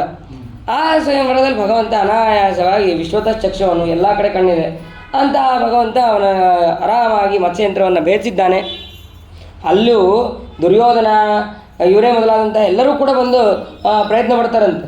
ಆ ತುಂಡು ಬಾಣದಿಂದ ಅದನ್ನು ಭೇದಿಸೋದಕ್ಕೂ ಆಗೋದಿಲ್ಲ ಅಂತ. ಅಲ್ಲಿ ಭೀಮಸೇನ ದೇವರು, ಅರ್ಜುನ ಇವರೆಲ್ಲರೂ ಕೂಡ ಬಂದಿರ್ತಾರೆ. ಭೀಮಸೇನ ದೇವರು ಅದನ್ನು ನೋಡೋದಕ್ಕೆ ಹೋಗೋದಿಲ್ಲ. ಇದು ನಮ್ಮ ತಂದೆ ಸ್ವತ್ತು, ಅದನ್ನು ನಾನು ಮುಟ್ಟೋದೇ ಇಲ್ಲ ಅಂತೇಳಿ ಭೀಮಸೇನ ದೇವರು ಬಿಡ್ತಾರೆ. ಆದರೆ ಅರ್ಜುನ ಸ್ವಲ್ಪ ಪ್ರಯತ್ನವನ್ನು ಮಾಡ್ತಾನೆ. ಯಾಕೆ ಅಂತಂದರೆ ಈ ದುರ್ಯೋಧನಾದಿಗಳಿಗಿಂತ ನಾನು ಶಕ್ತಿಶಾಲಿ ಅಂತ ಅನ್ನೋದಕ್ಕೆ ಅವನು ಸ್ವಲ್ಪ ಪ್ರಯತ್ನವನ್ನು ಮಾಡ್ತಾನೆ. ಅದು ಪ್ರಯತ್ನ ಮಾಡಿದ್ದು ಆ ಮೀನಿಗೆ ಸ್ವಲ್ಪ ತಾಗತ್ತೆ, ಆದರೆ ಅದೇನು ಭೇದ ಆಗೋದಿಲ್ಲ. ಆದರೆ ಆಮೇಲೆ ಭಗವಂತ ಅದನ್ನು ಬಂದು ಪೂರ್ಣ ಅದನ್ನು ಭೇದ ಮಾಡ್ತಾನೆ. ಭೇದ ಮಾಡಿ ಆ ಲಕ್ಷಣಗಳನ್ನು ಕೂಡ ಕರೆದುಕೊಂಡು ಬಂದಿದ್ದಾನೆ. ಬಂದ ಮೇಲೆ ಅವಳನ್ನು ಮದುವೆ ಮಾಡಿಕೊಂಡು ಬಂದಿದ್ದಾನೆ. ಇದೇ ಸಮಯದಲ್ಲಿ ದೇವತೆಗಳೆಲ್ಲರೂ ಕೂಡ ಬಂದು ಹೇಳ್ತಾರೆ, ಇಲ್ಲ ಹಿಂಗೆ ನಮ್ಮ ತಾಯಿಯ ಕರ್ಣಕುಂಡಲವನ್ನು ಅದನ್ನು ಇವನು ನರಕಾಸುರ ಅಪಹಾರ ಮಾಡಿದ್ದಾನೆ, ಹಾಗಾಗಿ ಅದನ್ನು ತಂದು ಕೊಡಬೇಕು ನೀನು ಅಂತ ಕೃಷ್ಣನ ಕುರಿತು ಪ್ರಾರ್ಥನೆ ಮಾಡ್ತಾರೆ. ಆ ಸಮಯದಲ್ಲಿ ಈ ಬಹಳಷ್ಟು ಬ್ರಾಹ್ಮಣರೆಲ್ಲರೂ ಕೂಡ ಬಂದು ನಮ್ಮ ಸ್ತ್ರೀಯರೆಲ್ಲರನ್ನೂ ಕೂಡ ಅಪಹಾರ ಮಾಡಿದ್ದಾನೆ. ಬೇರೆ ಬೇರೆ ರಾಜರು ಕೂಡ ಬರ್ತಾರೆ. ರಾಜರೆಲ್ಲರೂ ಬಂದು ಬಹಳಷ್ಟು ಸ್ತ್ರೀಯರನ್ನು ಅಪಹಾರ ಮಾಡಿದ್ದಾರೆ, ಆ ಎಲ್ಲ ಸ್ತ್ರೀಯರನ್ನು ನೀನು ರಕ್ಷಣೆ ಮಾಡಬೇಕು ಅಂತ ಹೇಳ್ತಾನೆ. ಹೇಳಿದಾಗ ಸರಿ ಆಯಿತು, ಎರಡಕ್ಕೂ ಒಂದೇ ಉಪಾಯ ಮಾಡೋಣ ಅಂತ ಹೇಳಿ ನರಕಾಸುರನ ಪಟ್ಟಣ ಪ್ರಾಗ್ಜ್ಯೋತಿಷಪುರ ಅಲ್ಲಿ ಹೋಗಬೇಕಾದ್ರೆ ಒಬ್ಬನೇ ಹೋಗೋದಿಲ್ಲ, ಸತ್ಯಭಾಮಗಳನ್ನು ಕೂಡ ಕರೆದುಕೊಂಡು ಹೋಗ್ತಾನಂತೆ ಭಗವಂತ. ಕರೆದುಕೊಂಡು ಹೋದಾಗ ಅಲ್ಲಿ 7 ದುರ್ಗಗಳು, ಆ ದುರ್ಗಗಳಿಗೆ ಒಬ್ಬೊಬ್ಬರು ಅಧಿಪತಿಗಳು. ಅಲ್ಲಿ ಮುರ ಮತ್ತು ಒಂದೊಂದು ಚಕ್ರದುರ್ಗ, ಆಮೇಲೆ ಜಲದುರ್ಗ, ಹೀಗೆ 7 ಕೋಟೆಗಳು. ಅಲ್ಲಿ ಇವರೇ ಮೊದಲಾದಂತಹ 7 ಮಂತ್ರಿಗಳು. ಅವರೆಲ್ಲರನ್ನೂ ಕೂಡ ಭಗವಂತ ಅಲ್ಲಿ ಸಂಹಾರ ಮಾಡಿ ಮುರನನ್ನು ಸಂಹಾರ ಮಾಡಿ ಮುರಾರಿ ಅಂತನ್ನುವಂತಹ ಪ್ರಸಿದ್ಧಿ ಆಗ್ತಾನೆ. ಆಮೇಲೆ ಎಲ್ಲ ದುರ್ಗಗಳು ಅಂತೇನಿದೆಯೋ, ಅಗ್ನಿದುರ್ಗ ಇರ್ಬೋದು, ಜಲದುರ್ಗ ಇರ್ಬೋದು, ಮತ್ತು ಚಕ್ರದ ವ್ಯೂಹ ಇರ್ಬೋದು, ಅದೆಲ್ಲವನ್ನು ಭೇದ ಮಾಡಿ ಸೀದಾ ನರಕಾಸುರನ ಹತ್ರ ಹೋಗ್ತಾನೆ. ನರಕಾಸುರನ ಹತ್ರ ಹೋದಾಗ ನರಕಾಸುರನನ್ನು ಕೂಡ ಅನೇಕ ಬಾರಿ ಯುದ್ಧವನ್ನು ಮಾಡ್ತಾನೆ. ಆಮೇಲೆ ಯುದ್ಧವನ್ನೆಲ್ಲ ಮಾಡಿ ಅವನನ್ನು ತನ್ನ ಚಕ್ರದಿಂದ ಸಂಹಾರ ಮಾಡೋದಕ್ಕೆ ಅಂತ ಹೋಗ್ತಾನೆ. ಸಂಹಾರ ಮಾಡೋದಕ್ಕೆ ಅಂತ ಹೋಗಬೇಕಾದ್ರೆ ಈ ನರಕಾಸುರನ ಹತ್ರ ಒಂದು ವಿಶಿಷ್ಟವಾದಂತಹ ಆಯುಧ ಇರ್ತದೆ, ಬ್ರಹ್ಮದೇವರು ಕೊಟ್ಟಂತಹ ಒಂದು ಆಯುಧ. ಆ ಆಯುಧದಿಂದ ಅದನ್ನು ಭಗವಂತನ ಮೇಲೆ ಪ್ರಹಾರ ಮಾಡಬೇಕು ಅಂತ ಹೇಳಿ ಶ್ವೇತಛತ್ರ ಅಂತ ಆಯುಧದ ಹೆಸರು, ಅದು ಬ್ರಹ್ಮದೇವರಿಂದ ಅವನು ಪಡೆದಿರ್ತಾನೆ. ಆ ಆಯುಧವನ್ನು ಅವನು ಭಗವಂತನ ಮೇಲೆ ಹಾಕ್ತಾನೆ. ಭಗವಂತನ ಮೇಲೆ ಹಾಕಿದ ತಕ್ಷಣ ಅದನ್ನು ಭಗವಂತ ಆರಾಮಾಗಿ ಅದನ್ನು ನುಂಗಿದ ತಕ್ಷಣ ಸ್ವಲ್ಪ ಮೂರ್ಛೆಗೆ ಹೋದಂಗೆ ನಟನೆ ಮಾಡ್ತಾನೆ. ಯಾಕೆ ಅಂತಂದರೆ ಬ್ರಹ್ಮದೇವರ ಸಾಮರ್ಥ್ಯನೂ ಕೂಡ ಸ್ವಲ್ಪ ತೋರಿಸ್ಬೇಕು ಅಂತ ಅನ್ನೋದಕ್ಕೆ ಮೂರ್ಛೆ ಹೋದಂಗೆ ನಟನೆ ಮಾಡ್ತಾನೆ. ನಟನೆ ಮಾಡಿದಾಗ ಅವಾಗ ಸತ್ಯಭಾಮ ಆ ಭಗವಂತನ ಶಾಂಗಧನಸ್ಸು, ಆ ಧನಸ್ಸನ್ನು ತೊಗೊಂಡು ಯುದ್ಧ ಮಾಡ್ತಾಳೆ. ಅವಳು ಸ್ವಲ್ಪ ಹೊತ್ತು ಯುದ್ಧವನ್ನು ಮಾಡ್ತಾಳೆ. ಯುದ್ಧವನ್ನು ಮಾಡಿದ ಮೇಲೆ ಭಗವಂತನಿಗೆ ಎಚ್ಚರ ಆಗುತ್ತೆ. ಎಚ್ಚರ ಆಗಿ ಭಲೆ ಭಲೆ ಅಂತ ಹೇಳಿ ಆ ಸತ್ಯಭಾಮಳನ್ನು ಕೂಡ ಹೊಗಳಿ ಅವಳಿಗೆ ಆಲಿಂಗನವನ್ನು ಮಾಡಿ ಮತ್ತೆ ಆ ನರಕಾಸುರನನ್ನು ಯುದ್ಧ ಮಾಡಿ ಮತ್ತೆ ಅವನನ್ನು ಸಂಹಾರ ಮಾಡಿದ್ದಾನೆ. ಅದಾದ ಮೇಲೆ ಅನೇಕ ಸೈನಿಕರು ಎಲ್ಲರೂ ಕೂಡ ಬರ್ತಾರೆ. ಎಲ್ಲರನ್ನೂ ಆ ಭಗವಂತ ಸಂಹಾರ ಮಾಡಿದ ಮೇಲೆ ಆ ನರಕಾಸುರನ ತಾಯಿಯಾದಂತಹ ಭೂದೇವಿ, ಈ ವರಾಹದೇವರು ಹಾಗೂ ಭೂದೇವಿಯ ಮಗನೇ ನರಕಾಸುರ, ಅವನಿಗೆ ಭೌಮಾಸುರ ಅಂತಲೂ ಕರೀತಾರೆ, ಭೂಮಿಯ ಮಗ ಅಂತಂದು. ಆ ಭೂದೇವಿ ಹತ್ರ ಆ ಆದಿತ್ಯ ಕರ್ಣಕುಂಡಲವನ್ನು ನೀವು ಕೊಡಬೇಕು ಅಂತ ಹೇಳಿದಾಗ ಅದನ್ನು ಭೂದೇವಿ ಕೊಡ್ತಾಳೆ. ಮತ್ತು ಅಲ್ಲಿದ್ದಂತಹ ನರಕಾಸುರನ ಮಗ ಭಗದತ್ತ, ಕುಬೇರನ ಅವತಾರ, ಅಲ್ಲಿ ಸುಪ್ರತೀಕ ಅಂತನ್ನುವಂತಹ ಆನೆಯನ್ನು ಬಿಟ್ಟು ಉಳಿದಂತಹ ಎಲ್ಲ ಆನೆಗಳನ್ನು, ಕುದುರೆಗಳನ್ನು, ಎಲ್ಲ ರಥಗಳನ್ನು ಎಲ್ಲವನ್ನೂ ಕೂಡ ಮತ್ತೆ ತನ್ನ ರಾಜ್ಯಕ್ಕೆ ದ್ವಾರಕೆಗೆ ಕಳಿಸಿದ್ದಾನೆ. ಸುಂದರವಾದಂತಹ 4 ದಂತ ಉಳ್ಳಂತಹ 6000 ಬಿಳಿಯ ಬಣ್ಣವುಳ್ಳಂತಹ ಆನೆಗಳನ್ನು ಅವನು ಅಲ್ಲಿ ಕಳಿಸಿದ್ದಾನೆ. ಒಂದು ಸುಪ್ರತೀಕ ಅಂತನ್ನುವಂತಹ ಒಂದೇ ಒಂದು ಬಿಟ್ಟು ಉಳುಕಿದ್ದೆಲ್ಲವನ್ನು ಕೂಡ ಅಲ್ಲಿ ಕಳಿಸಿದ್ದಾನೆ. ಆಮೇಲೆ ಎಲ್ಲವನ್ನು ಕೂಡ ಆದಿತ್ಯ ಕರ್ಣಕುಂಡಲ, ಆಮೇಲೆ ಅಲ್ಲಿದ್ದಂತಹ ಎಲ್ಲ ಸ್ತ್ರೀಯರನ್ನು ಎಲ್ಲರನ್ನೂ ಕೂಡ ದ್ವಾರಕಾಪಟ್ಟಣಕ್ಕೆ ಕಳಿಸಿದ್ದಾನೆ. ಎಲ್ಲರಿಗೂ ಪ್ರತ್ಯೇಕ ಒಂದೊಂದು ಪಲ್ಲಕ್ಕಿ ಹಾಗೆ ಮಾಡಿ ಎಲ್ಲರನ್ನೂ ಕೂಡ ಅಲ್ಲಿಂದ ಕಳಿಸಿದ್ದಾನೆ. ಅದಾದ ಮೇಲೆ ದ್ವಾರಕಾಪಟ್ಟಣಕ್ಕೆ ಇನ್ನೇನು ಹೋಗಬೇಕು ಅನ್ನೋ ಜೊತೆಗೆ ಹೇಗಿದ್ದರೂ ಆ ಕರ್ಣಕುಂಡಲಗಳಿವೆ ಅಂತಂದು ಅದನ್ನು ಅದಿತಿ ದೇವಿ ಕೊಟ್ಟು ಹೋಗೋಣ ಅಂತ ಹೇಳಿ ತಿಳಿಸಿ ಅಲ್ಲಿಗೆ ಹೋಗ್ತಾರೆ. ಹೋದಾಗ ಕರ್ಣಕುಂಡಲವನ್ನು ಕೊಡ್ತಾರೆ. ಆವಾಗ ಅದಿತಿ ದೇವಿ ಸ್ತೋತ್ರವನ್ನು ಮಾಡ್ತಾಳೆ. ಸ್ತೋತ್ರವನ್ನು ಮಾಡಿದ ಮೇಲೆ ಭಗವಂತ ಮತ್ತು ಸತ್ಯಭಾಮ ನಮಸ್ಕಾರ ಮಾಡಿದ ತಕ್ಷಣ ಅವರಿಬ್ಬರಿಗೂ ಆಶೀರ್ವಾದ ಮಾಡಿಬಿಡ್ತಾಳೆ. ಅವಳಿಗೆ ತವ ಮಾಯ ಮೋಹಿತ, ನೀವಿಬ್ಬರು ಸುಖವಾಗಿರ್ರಿ ಅಂತ ಹೇಳಿ ಸತ್ಯಭಾಮಾಗೆ ಮತ್ತು ಕೃಷ್ಣ ಪರಮಾತ್ಮನಿಗೆ ಇಬ್ಬರಿಗೂ ಕೂಡ ಆಶೀರ್ವಾದ ಮಾಡ್ತಾಳೆ. ಸರಿ ಆಯಿತು, ಇಲ್ಲಿಂದ ಹೊರಡೋಣ ಅಂತ ಹೇಳಿ ಅಲ್ಲಿಂದ ಹೊರಡಬೇಕಾದ್ರೆ ಇಂದ್ರನವನ, ನಂದನವನ, ಆ ನಂದನವನದಲ್ಲಿ ಒಂದು ಸತಿ ವಿಹಾರವನ್ನು ಮಾಡ್ಕೊಂಡು ಹೋಗೋಣ ಅಂತ ಹೇಳಿ ಸತ್ಯಭಾಮ ಹೇಳ್ತಾಳೆ. ಆಯಿತು ಸರಿ ಅಂತೇಳಿ ಅಲ್ಲಿ ವನಕ್ಕೆ ಹೋಗ್ತಾಳೆ. ವನಕ್ಕೆ ಹೋಗಿ ಇನ್ನೇನು ವಿಹಾರವನ್ನು ಮಾಡ್ತಾ ಇರ್ತಾಳೆ. ಪಾರಿಜಾತ ವೃಕ್ಷವನ್ನು ನೋಡ್ತಾಳೆ. ಸುಂದರವಾದಂತಹ ಪಾರಿಜಾತ ವೃಕ್ಷ. ಆ ಪಾರಿಜಾತ ವೃಕ್ಷವನ್ನು ನೋಡಿದ ಮೇಲೆ ಈ ವೃಕ್ಷ ನನಗೆ ಬೇಕು. ಸರಿ, ಭಗವಂತ ಏನೂ ಮಾಡೋದಿಲ್ಲ, ಅದನ್ನು ಎತ್ತ ತನ್ನ ಗರುಡನ ಮೇಲೆ ಇಟ್ಟ. ಸರಿ ಆಯ್ತು ನಡಿಯಪ್ಪ ಗರುಡ ಅಂತೇಳಿ ಹೇಳ್ದ. ಈ ವಿಷಯ ಗೊತ್ತಾದ ತಕ್ಷಣ ಇಂದ್ರ, ರುದ್ರ, ಅಗ್ನಿ ಮೊದಲಾದ ಎಲ್ಲ ದೇವತೆಗಳು ಕೂಡ ಆ ಭಗವಂತನ ಜೊತೆಗೆ ಯುದ್ಧಕ್ಕೆ ಅಂತ ಬರ್ತಾರೆ. ಇಷ್ಟೋ ತನಕ ಭಗವಂತನನ್ನು ಸ್ತೋತ್ರ ಮಾಡಿ ಆ ಭಗವಂತನ ಗುಣಗಾನವನ್ನು ಮಾಡಿದಂತಹ ಎಲ್ಲ ಇಂದ್ರಾದಿ ದೇವತೆಗಳು ಯುದ್ಧಕ್ಕೆ ಅಂತ ಬರ್ತಾರೆ. ನೀವು ನನ್ನ ಲೋಕದಿಂದ ಏನೂ ಕೂಡ ತೊಗೊಂಡು ಹೋಗಬಾರ್ದು ಅಂತ ಹೇಳಿ ಯುದ್ಧಕ್ಕೆ ಬರ್ತಾರೆ. ಯುದ್ಧಕ್ಕೆ ಬಂದ ತಕ್ಷಣ ಯಮದೇವರು, ರುದ್ರದೇವರು ಮತ್ತು ಅಗ್ನಿದೇವರು ಎಲ್ಲರೂ ಕೂಡ ಯುದ್ಧಕ್ಕೆ ಬಂದಿರ್ತಾರೆ. ಎಲ್ಲರನ್ನೂ ಕೂಡ ಭಗವಂತ ಸೋಲಿಸ್ತಾ ಹೋಗ್ತಾನೆ. ಅದು ಸೋಲಿಸ್ತಾ ಹೋಗಬೇಕಾದ್ರೆ ರುದ್ರದೇವರಿಗೆ ಗೊತ್ತಾಗುತ್ತೆ, ಇವನು ಸಾಕ್ಷಾತ್ ಭಗವಂತ, ಇವನು ಕೃಷ್ಣ ಅವತಾರ ಮಾಡಿದ್ದಾನೆ ಅಂತ ಅನ್ನೋದು ತಿಳಿದು ರುದ್ರದೇವರು ನಮಸ್ಕಾರವನ್ನು ಮಾಡಿ ಅಲ್ಲಿಂದ ಹೋಗ್ಬಿಡ್ತಾರೆ. ಇಂದ್ರ ಮಾತ್ರ ಏನಾದರೂ ಬಿಡೋದೇ ಇಲ್ಲ, ಯುದ್ಧವನ್ನು ಮಾಡ್ತಾ ಇರ್ತಾನೆ. ಅವಾಗ ವಜ್ರಾಯುಧವನ್ನು ಹಾಕೋದಕ್ಕೆ ಅಂತ ಇಂದ್ರ ತಗೋತಾನೆ. ವಜ್ರಾಯುಧವನ್ನು ಹಾಕಬೇಕಾದ್ರೆ ಅದು ವಜ್ರಾಯುಧ ಕೆಳಗೆ ಬೀಳುತ್ತೆ.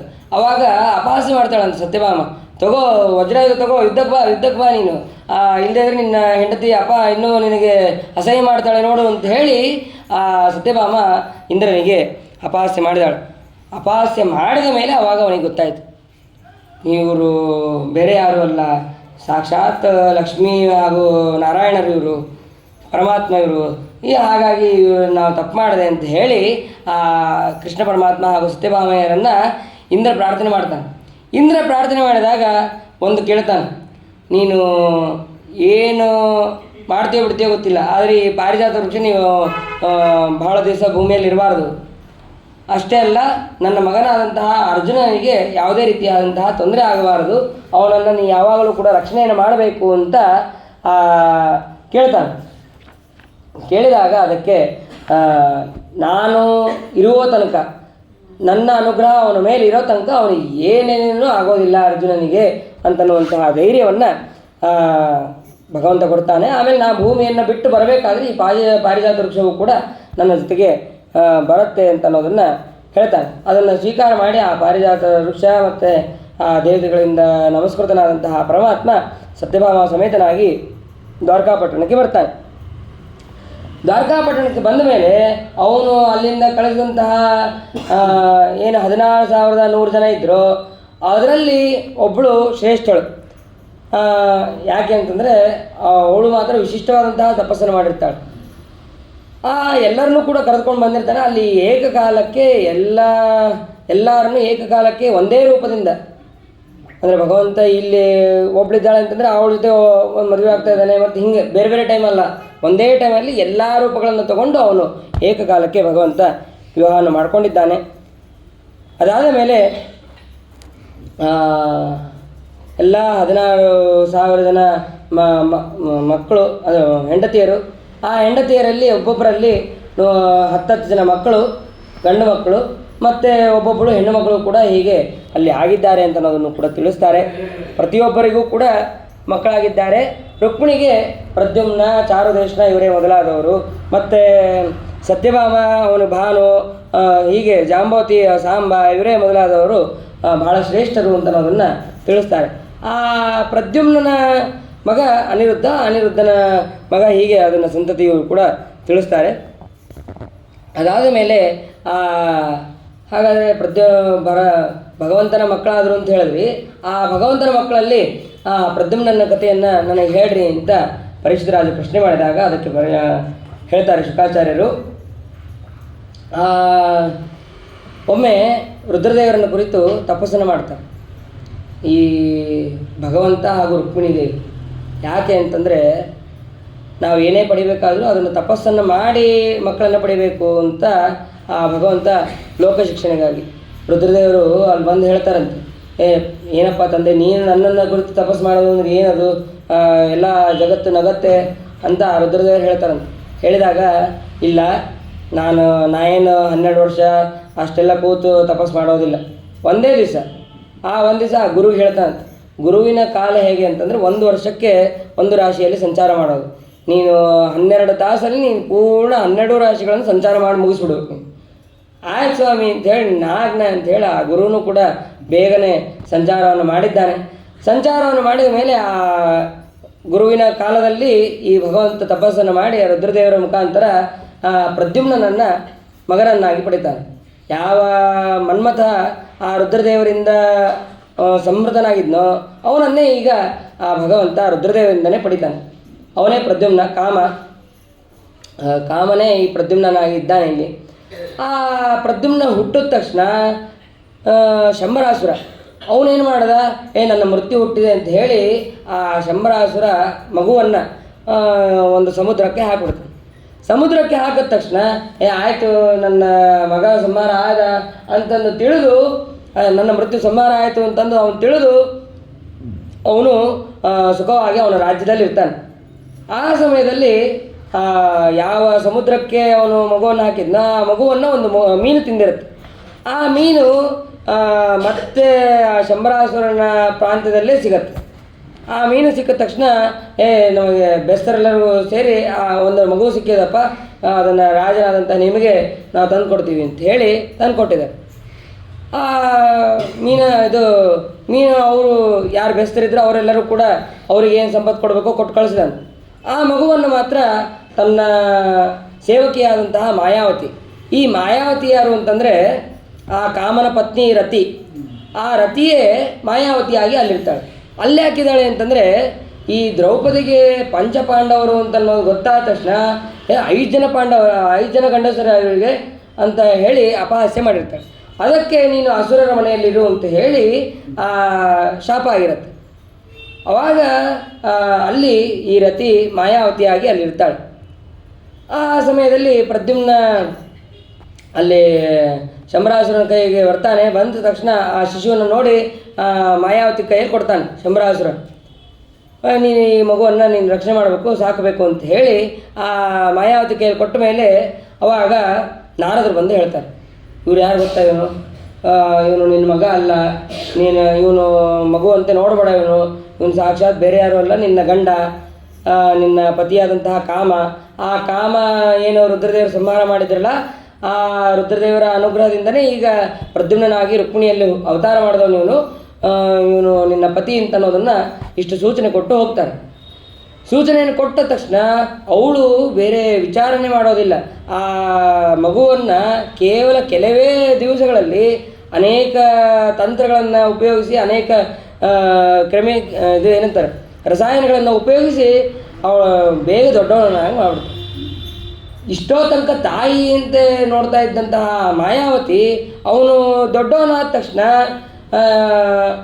ಅವನು ನೋಡಿದ ತಕ್ಷಣ ನಾಚಿಕೊಳ್ಳೋದು, ನೋಡಿದ್ರೆ ಹೀಗೆ ಲಜ್ಜೆಯಿಂದ ಇರೋದು, ಹೀಗೆ ಅವಳ ಸ್ವಭಾವ ವರ್ತನೆ ವ್ಯತ್ಯಾಸ ಆಗಿದೆ.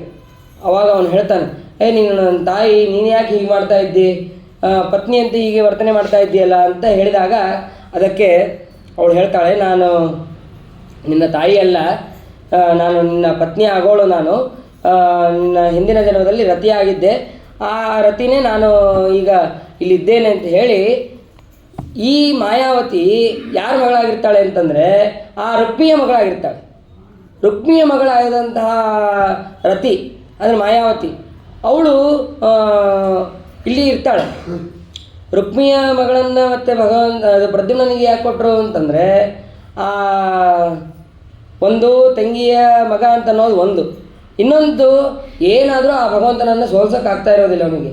ಅದಕ್ಕೆ ಸಂಬಂಧದಲ್ಲಾದರೂ ಇರೋಣಪ್ಪ ಅಂಥೇಳಿ ತನ್ನ ಮಗಳನ್ನು ಅಳೆಯನಿಗೆ ಕೊಟ್ಟಿರ್ತಾನೆ, ಅಂದರೆ ತಂಗಿ ಮಗನಿಗೆ ಕೊಟ್ಟು ಮದುವೆ ಮಾಡಿರ್ತಾನೆ. ಅಂದರೆ ಮುಂದೆ ಮದುವೆ ಆದ್ರೂ ಈ ವಿಚಾರವನ್ನು ಅಲ್ಲಿ ತಿಳಿಬೇಕು. ಆವಾಗ ಆ ಮಾಯಾವತಿ ಇದ್ದವಳು, ನೀನು ನಿನ್ನ ಇವನು ಶತ್ರು ಯಾರು ಅಂತಂದರೆ ಶಂಬರಾಸುರ, ಅವನನ್ನು ಸಂಹಾರ ಮಾಡಬೇಕು. ಅವನನ್ನು ಸಂಹಾರ ಮಾಡಬೇಕು ಅಂತಂದರೆ ಅವನು ಅನೇಕ ವಿಧವಾದಂತಹ ಮಾಯಾವಿದ್ಯೆಗಳನ್ನು ಕಲಿತಿದ್ದ, ದುಷ್ಟಶಕ್ತಿಗಳು ಎಲ್ಲವೂ ಕೂಡ ಅವನಿಗೆ ಗೊತ್ತಿತ್ತು ಶಂಬರಾಸುರನಿಗೆ. ಆ ಸಮಯದಲ್ಲಿ ಈ ಮಾಯಾವತಿ ವೈಷ್ಣವ ವಿದ್ಯೆಯನ್ನು ಮತ್ತು ವೈಷ್ಣವ ಶಕ್ತಿಗಳನ್ನು ಎಲ್ಲವನ್ನು ಕೂಡ ಆ ಮಾಯಾವತಿ ಹೇಳ್ತಾಳೆ, ಪ್ರದ್ಯುಮ್ನನಿಗೆ ಉಪದೇಶ ಮಾಡ್ತಾಳೆ. ಉಪದೇಶ ಮಾಡಿದ್ದೇ ತಡ ಅವನು ಆ ಶಂಬರಾಸುರನ ಜೊತೆಗೆ ಯುದ್ಧವನ್ನು ಮಾಡಿ ಅವನು ಸೃಷ್ಟಿ ಮಾಡಿದಂತಹ ಎಲ್ಲ ಮಾಯಾವಿದ್ಯೆಗಳನ್ನು ಇವಳು ಹೇಳಿದಂತಹ ವೈಷ್ಣವ ವಿದ್ಯೆಯಿಂದ ಅದೆಲ್ಲವನ್ನು ಕೂಡ ಸಂಹಾರ ಮಾಡಿ ಅವನನ್ನು ಕೂಡ ಸಂಹಾರ ಮಾಡ್ತಾನೆ. ಸಂಹಾರ ಮಾಡಿದ ಮೇಲೆ ಅದೇ ಮಾಯಾವಿದ್ಯೆಯಿಂದ ದ್ವಾರಕಾಪಟ್ಟಣಕ್ಕೆ ಬರ್ತಾನೆ. ದ್ವಾರಕಾಪಟ್ಟಣಕ್ಕೆ ಬಂದರೆ ಅಲ್ಲಿ ರುಕ್ಮಿಣಿ ನೋಡ್ತಾಳೆ. ನೋಡಿ ಏನು ಸಾಕ್ಷಾತ್ ಕೃಷ್ಣನೇ ಬರ್ತಾ ಇದ್ದಾನಲ್ಲ ಅಥವಾ ಏನು ಬೇರೆ ಯಾರು ಬರ್ತಾ ಇದ್ದಾರೋ, ಕೃಷ್ಣನಂತೆ ಇದ್ದಾನಲ್ಲ, ನನ್ನ ಮಗ ಏನಾದರೂ ಈ ಸಮಯದಲ್ಲಿ ಇದ್ದಿದ್ದರೆ ಅವನು ಕೂಡ ಹೀಗೆ ಇರ್ತಿದ್ದ, ಈ ವಯಸ್ಸಿನಲ್ಲಿ ಅವನು ಕೂಡ ಹೀಗೆ ಇರ್ತಿದ್ದ ಅಂತ ಇಷ್ಟು ರುಕ್ಮಿಣೀ ದೇವಿ ನಟನೆ ಮಾಡ್ತಾ ಇದ್ದಾಳೆ. ಆವಾಗ ನಾರದರು ಬಂದು ಅಲ್ಲಿ ಹೇಳ್ತಾನೆ, ಇವನು ಬೇರೆ ಯಾರೂ ಅಲ್ಲ, ನಿನ್ನ ಮಗನನ್ನೇ ಆ ಶಂಬರಾಸುರ ಕರ್ಕೊಂಡು ಹೋಗಿದ್ದ, ಅವನನ್ನು ಸಂಹಾರ ಮಾಡಿ ಆ ಮಾಯಾವತಿಯಾದಂತಹ ನಿನ್ನ ಸೊಸೆಯು ಕೂಡ ಇಲ್ಲಿ ಬರ್ತಾ ಇದ್ದಾಳೆ, ಇಬ್ಬರನ್ನು ಕೂಡ ನೀನು ಅವರಿಗೆ ಕರೆದುಕೋ ಅಂತ ಹೇಳ್ತಾಳೆ. ಹೇಳಿದ ಮೇಲೆ ಆವಾಗ ರುಕ್ಮವತಿ ಅವಳ ಹೆಸರು, ಮಾಯಾವತಿ ಅಂತನೋದು ಹೇಗೋ ರುಕ್ಮವತಿ ಅಂತನೋದು ರುಕ್ಮಿಯ ಮಗಳಾಗಿದ್ದಕ್ಕೆ ರುಕ್ಮವತಿ. ಆ ರುಕ್ಮವತಿಯನ್ನು ಮತ್ತು ಪ್ರದ್ಯುಮ್ನನ್ನು ಇಬ್ಬರು ಕೂಡ ಸ್ವಾಗತವನ್ನು ಮಾಡಿ ಅವರಿಬ್ಬರಿಗೂ ಮದುವೆಯನ್ನು ಮಾಡಿದ್ದಾರೆ. ಆಮೇಲೆ ಈ ರುಕ್ಮವತಿ ಮತ್ತು ಪ್ರದ್ಯುಮ್ನಲ್ಲಿ ಅನಿರುದ್ಧ ಮಗನಾಗಿ ಹುಟ್ಟಿದ್ದಾನೆ. ಈ ಅನಿರುದ್ಧನಿಗೆ ಉಷಾಳಲ್ಲಿ ಮನಸ್ಸಾಗಿರುತ್ತೆ. ಆ ಉಷಾ ಯಾರು ಅಂತಂದರೆ ಬಲಿಚಕ್ರವರ್ತಿಯ ಮಗ, ಅವನು ಬಾಣಾಸುರ. ಆ ಬಾಣಾಸುರ ಅಲ್ಲಿ ಇರ್ತಾನೆ, ಅವನ ಮಗಳೇ ಈ ಉಷಾ. ಈ ಉಷಾಳಿಗೆ ಸ್ವಪ್ನದಲ್ಲಿ ಅನಿರುದ್ಧ ಬಂದು ಅವಳ ಸಂಘವನ್ನು ಬಯಸ್ತಾ ಇರ್ತಾನೆ, ಹೀಗೆ ಪ್ರೇಮವನ್ನು ವಿಚಾರ ಮಾಡ್ತಾ ಇರ್ತಾನೆ. ಆ ಸಂದರ್ಭದಲ್ಲಿ ಅವಳು ಏನು ಮಾಡಿದ್ರೂ ಕೂಡ ಪೂರ್ಣ ತೃಪ್ತಿಯನ್ನು ಹೊಂದೋಕ್ಕಾಗ್ತಾ ಇರೋದಿಲ್ಲ. ಆವಾಗ ಅವಳ ಸ್ನೇಹಿತ ಚಿತ್ರಲೇಖ ಅಂತನೋ ಒಬ್ಬಳು ಇರ್ತಾಳೆ. ಅವಳಿಗೆ ಎಷ್ಟು ವಿಶಿಷ್ಟವಾದಂತಹ ಕಲೆ ಇರುತ್ತೆ ಅಂತಂದರೆ, ನೀನು ಅವರ ಲಕ್ಷಣವನ್ನು ಹೇಳು, ನಾನು ಚಿತ್ರವನ್ನು ಬಿಡಿಸ್ತೀನಿ ಅಂತ ಅಷ್ಟು ಕಲೆ ಇರ್ತದೆ. ಆ ಕಲೆಯಲ್ಲಿ ಅನಿರುದ್ಧ ಅಂತನ್ನುವಂಥ ಹೆಸರು ಕೂಡ ಇವಳಿಗೆ ಗೊತ್ತಿರೋದಿಲ್ಲ. ಯಾರೋ ಒಬ್ಬ ಬಹಳ ಸುಂದರವಾದಂತಹ ವ್ಯಕ್ತಿ ನನಗೆ ದಿವಸ ನನ್ನ ಸ್ವಪ್ನದಲ್ಲಿ ಬರ್ತಾ ಇದ್ದಾನೆ ಅಂತ ಅವಳು ಹೇಳ್ತಾಳೆ. ಹೇಳಿದಾಗ ಎಲ್ಲ ರಾಜರ ಚಿತ್ರವನ್ನು ಬಿಡಿಸ್ತಾಳಂತ ಚಿತ್ರಲೇಖ. ಚಿತ್ರವನ್ನು ಬಿಡಿಸೋದಷ್ಟೇ ಅಲ್ಲ, ಇವನ ಅಂತ ನೋಡಿದಾಗ ಇವರಲ್ಲ. ಆಮೇಲೆ ಕೃಷ್ಣನ ಚಿತ್ರವನ್ನು ಬಿಡಿಸ್ತಾಳೆ. ಕೃಷ್ಣನ ಚಿತ್ರವನ್ನು ಬಿಡಿಸಿದ ಮೇಲೆ ಸ್ವಲ್ಪ ಹೋಲಿಕೆ ಹೋಗ್ತಾ ಇದೆ ಅಂತಂದು ಅವಳು ಹೇಳ್ತಾಳೆ. ಅವಾಗ ಮತ್ತೆ ಪ್ರದ್ಯುಮ್ನ ಚಿತ್ರವನ್ನು ಬಿಡಿಸ್ತಾಳೆ. ಪ್ರದ್ಯುಮ್ನ ಚಿತ್ರವನ್ನು ಹೊಡೆಸಿದ ಮೇಲೆ ಇನ್ನು ಅರ್ಧ ಭಾಗ ಇವನ ಹೋಲಿಕೆಯನ್ನು ಹೋಲ್ತಾ ಇದೆ. ಇದಾದ ಮೇಲೆ ಅನಿರುದ್ಧನ ಚಿತ್ರವನ್ನು ಬಿಡಿಸ್ತಾಳೆ. ಅನಿರುದ್ಧನ ಚಿತ್ರವನ್ನು ಬಿಡಿಸಿದಾಗ ಅವಳಿಗೆ ಮತ್ತೆ ನಾಚಿಕೆ ಲಜ್ಜಾ ಸ್ವಭಾವ ಶುರುವಾಗಿದೆ. ಇವನೇ ನನ್ನ ಸ್ವಪ್ನದಲ್ಲಿ ಬರ್ತಾ ಇರೋನು ಅಂತ ಹೇಳಿದಾಗ ಆ ಚಿತ್ರಲೇಖೆಗೆ ಹೇಗೆ ಕಲೆ ವಿಶೇಷ ಇತ್ತೋ ಅದೇ ರೀತಿಯಾಗಿ ಅವಳಿಗೆ ಮಾಯಾಶಕ್ತಿಯೂ ಗೊತ್ತಿತ್ತು. ತಾನು ಒಂದು ದಿವಸ ರಾತ್ರಿ ಆ ಅನಿರುದ್ಧನನ್ನು ಕರೆದುಕೊಂಡು ಬರೋದಕ್ಕೆ ಅಂತ ರಾತ್ರಿ ಕಾಲದಲ್ಲಿ ಹೋಗಿ ಅನಿರುದ್ಧನ ಮತ್ತು ಉಷಾನನ್ನು ಕೂಡ ಜೊತೆಯಾಗಿ ಇಡ್ತಾರೆ. ಇಷ್ಟಾದ ಮೇಲೆ ಇದೆಲ್ಲವೂ ಕೂಡ ಆ ಬಾಣಾಸುರನಿಗೆ ಗೊತ್ತಾಗತ್ತೆ. ಬಾಣಾಸುರನಿಗೆ ಗೊತ್ತಾದ ತಕ್ಷಣ ಅವನು ತನ್ನ ಸೈನಿಕರಿಂದ ಅನಿರುದ್ಧನಿಗೆ ಹೊಡಿಸ್ತಾನೆ.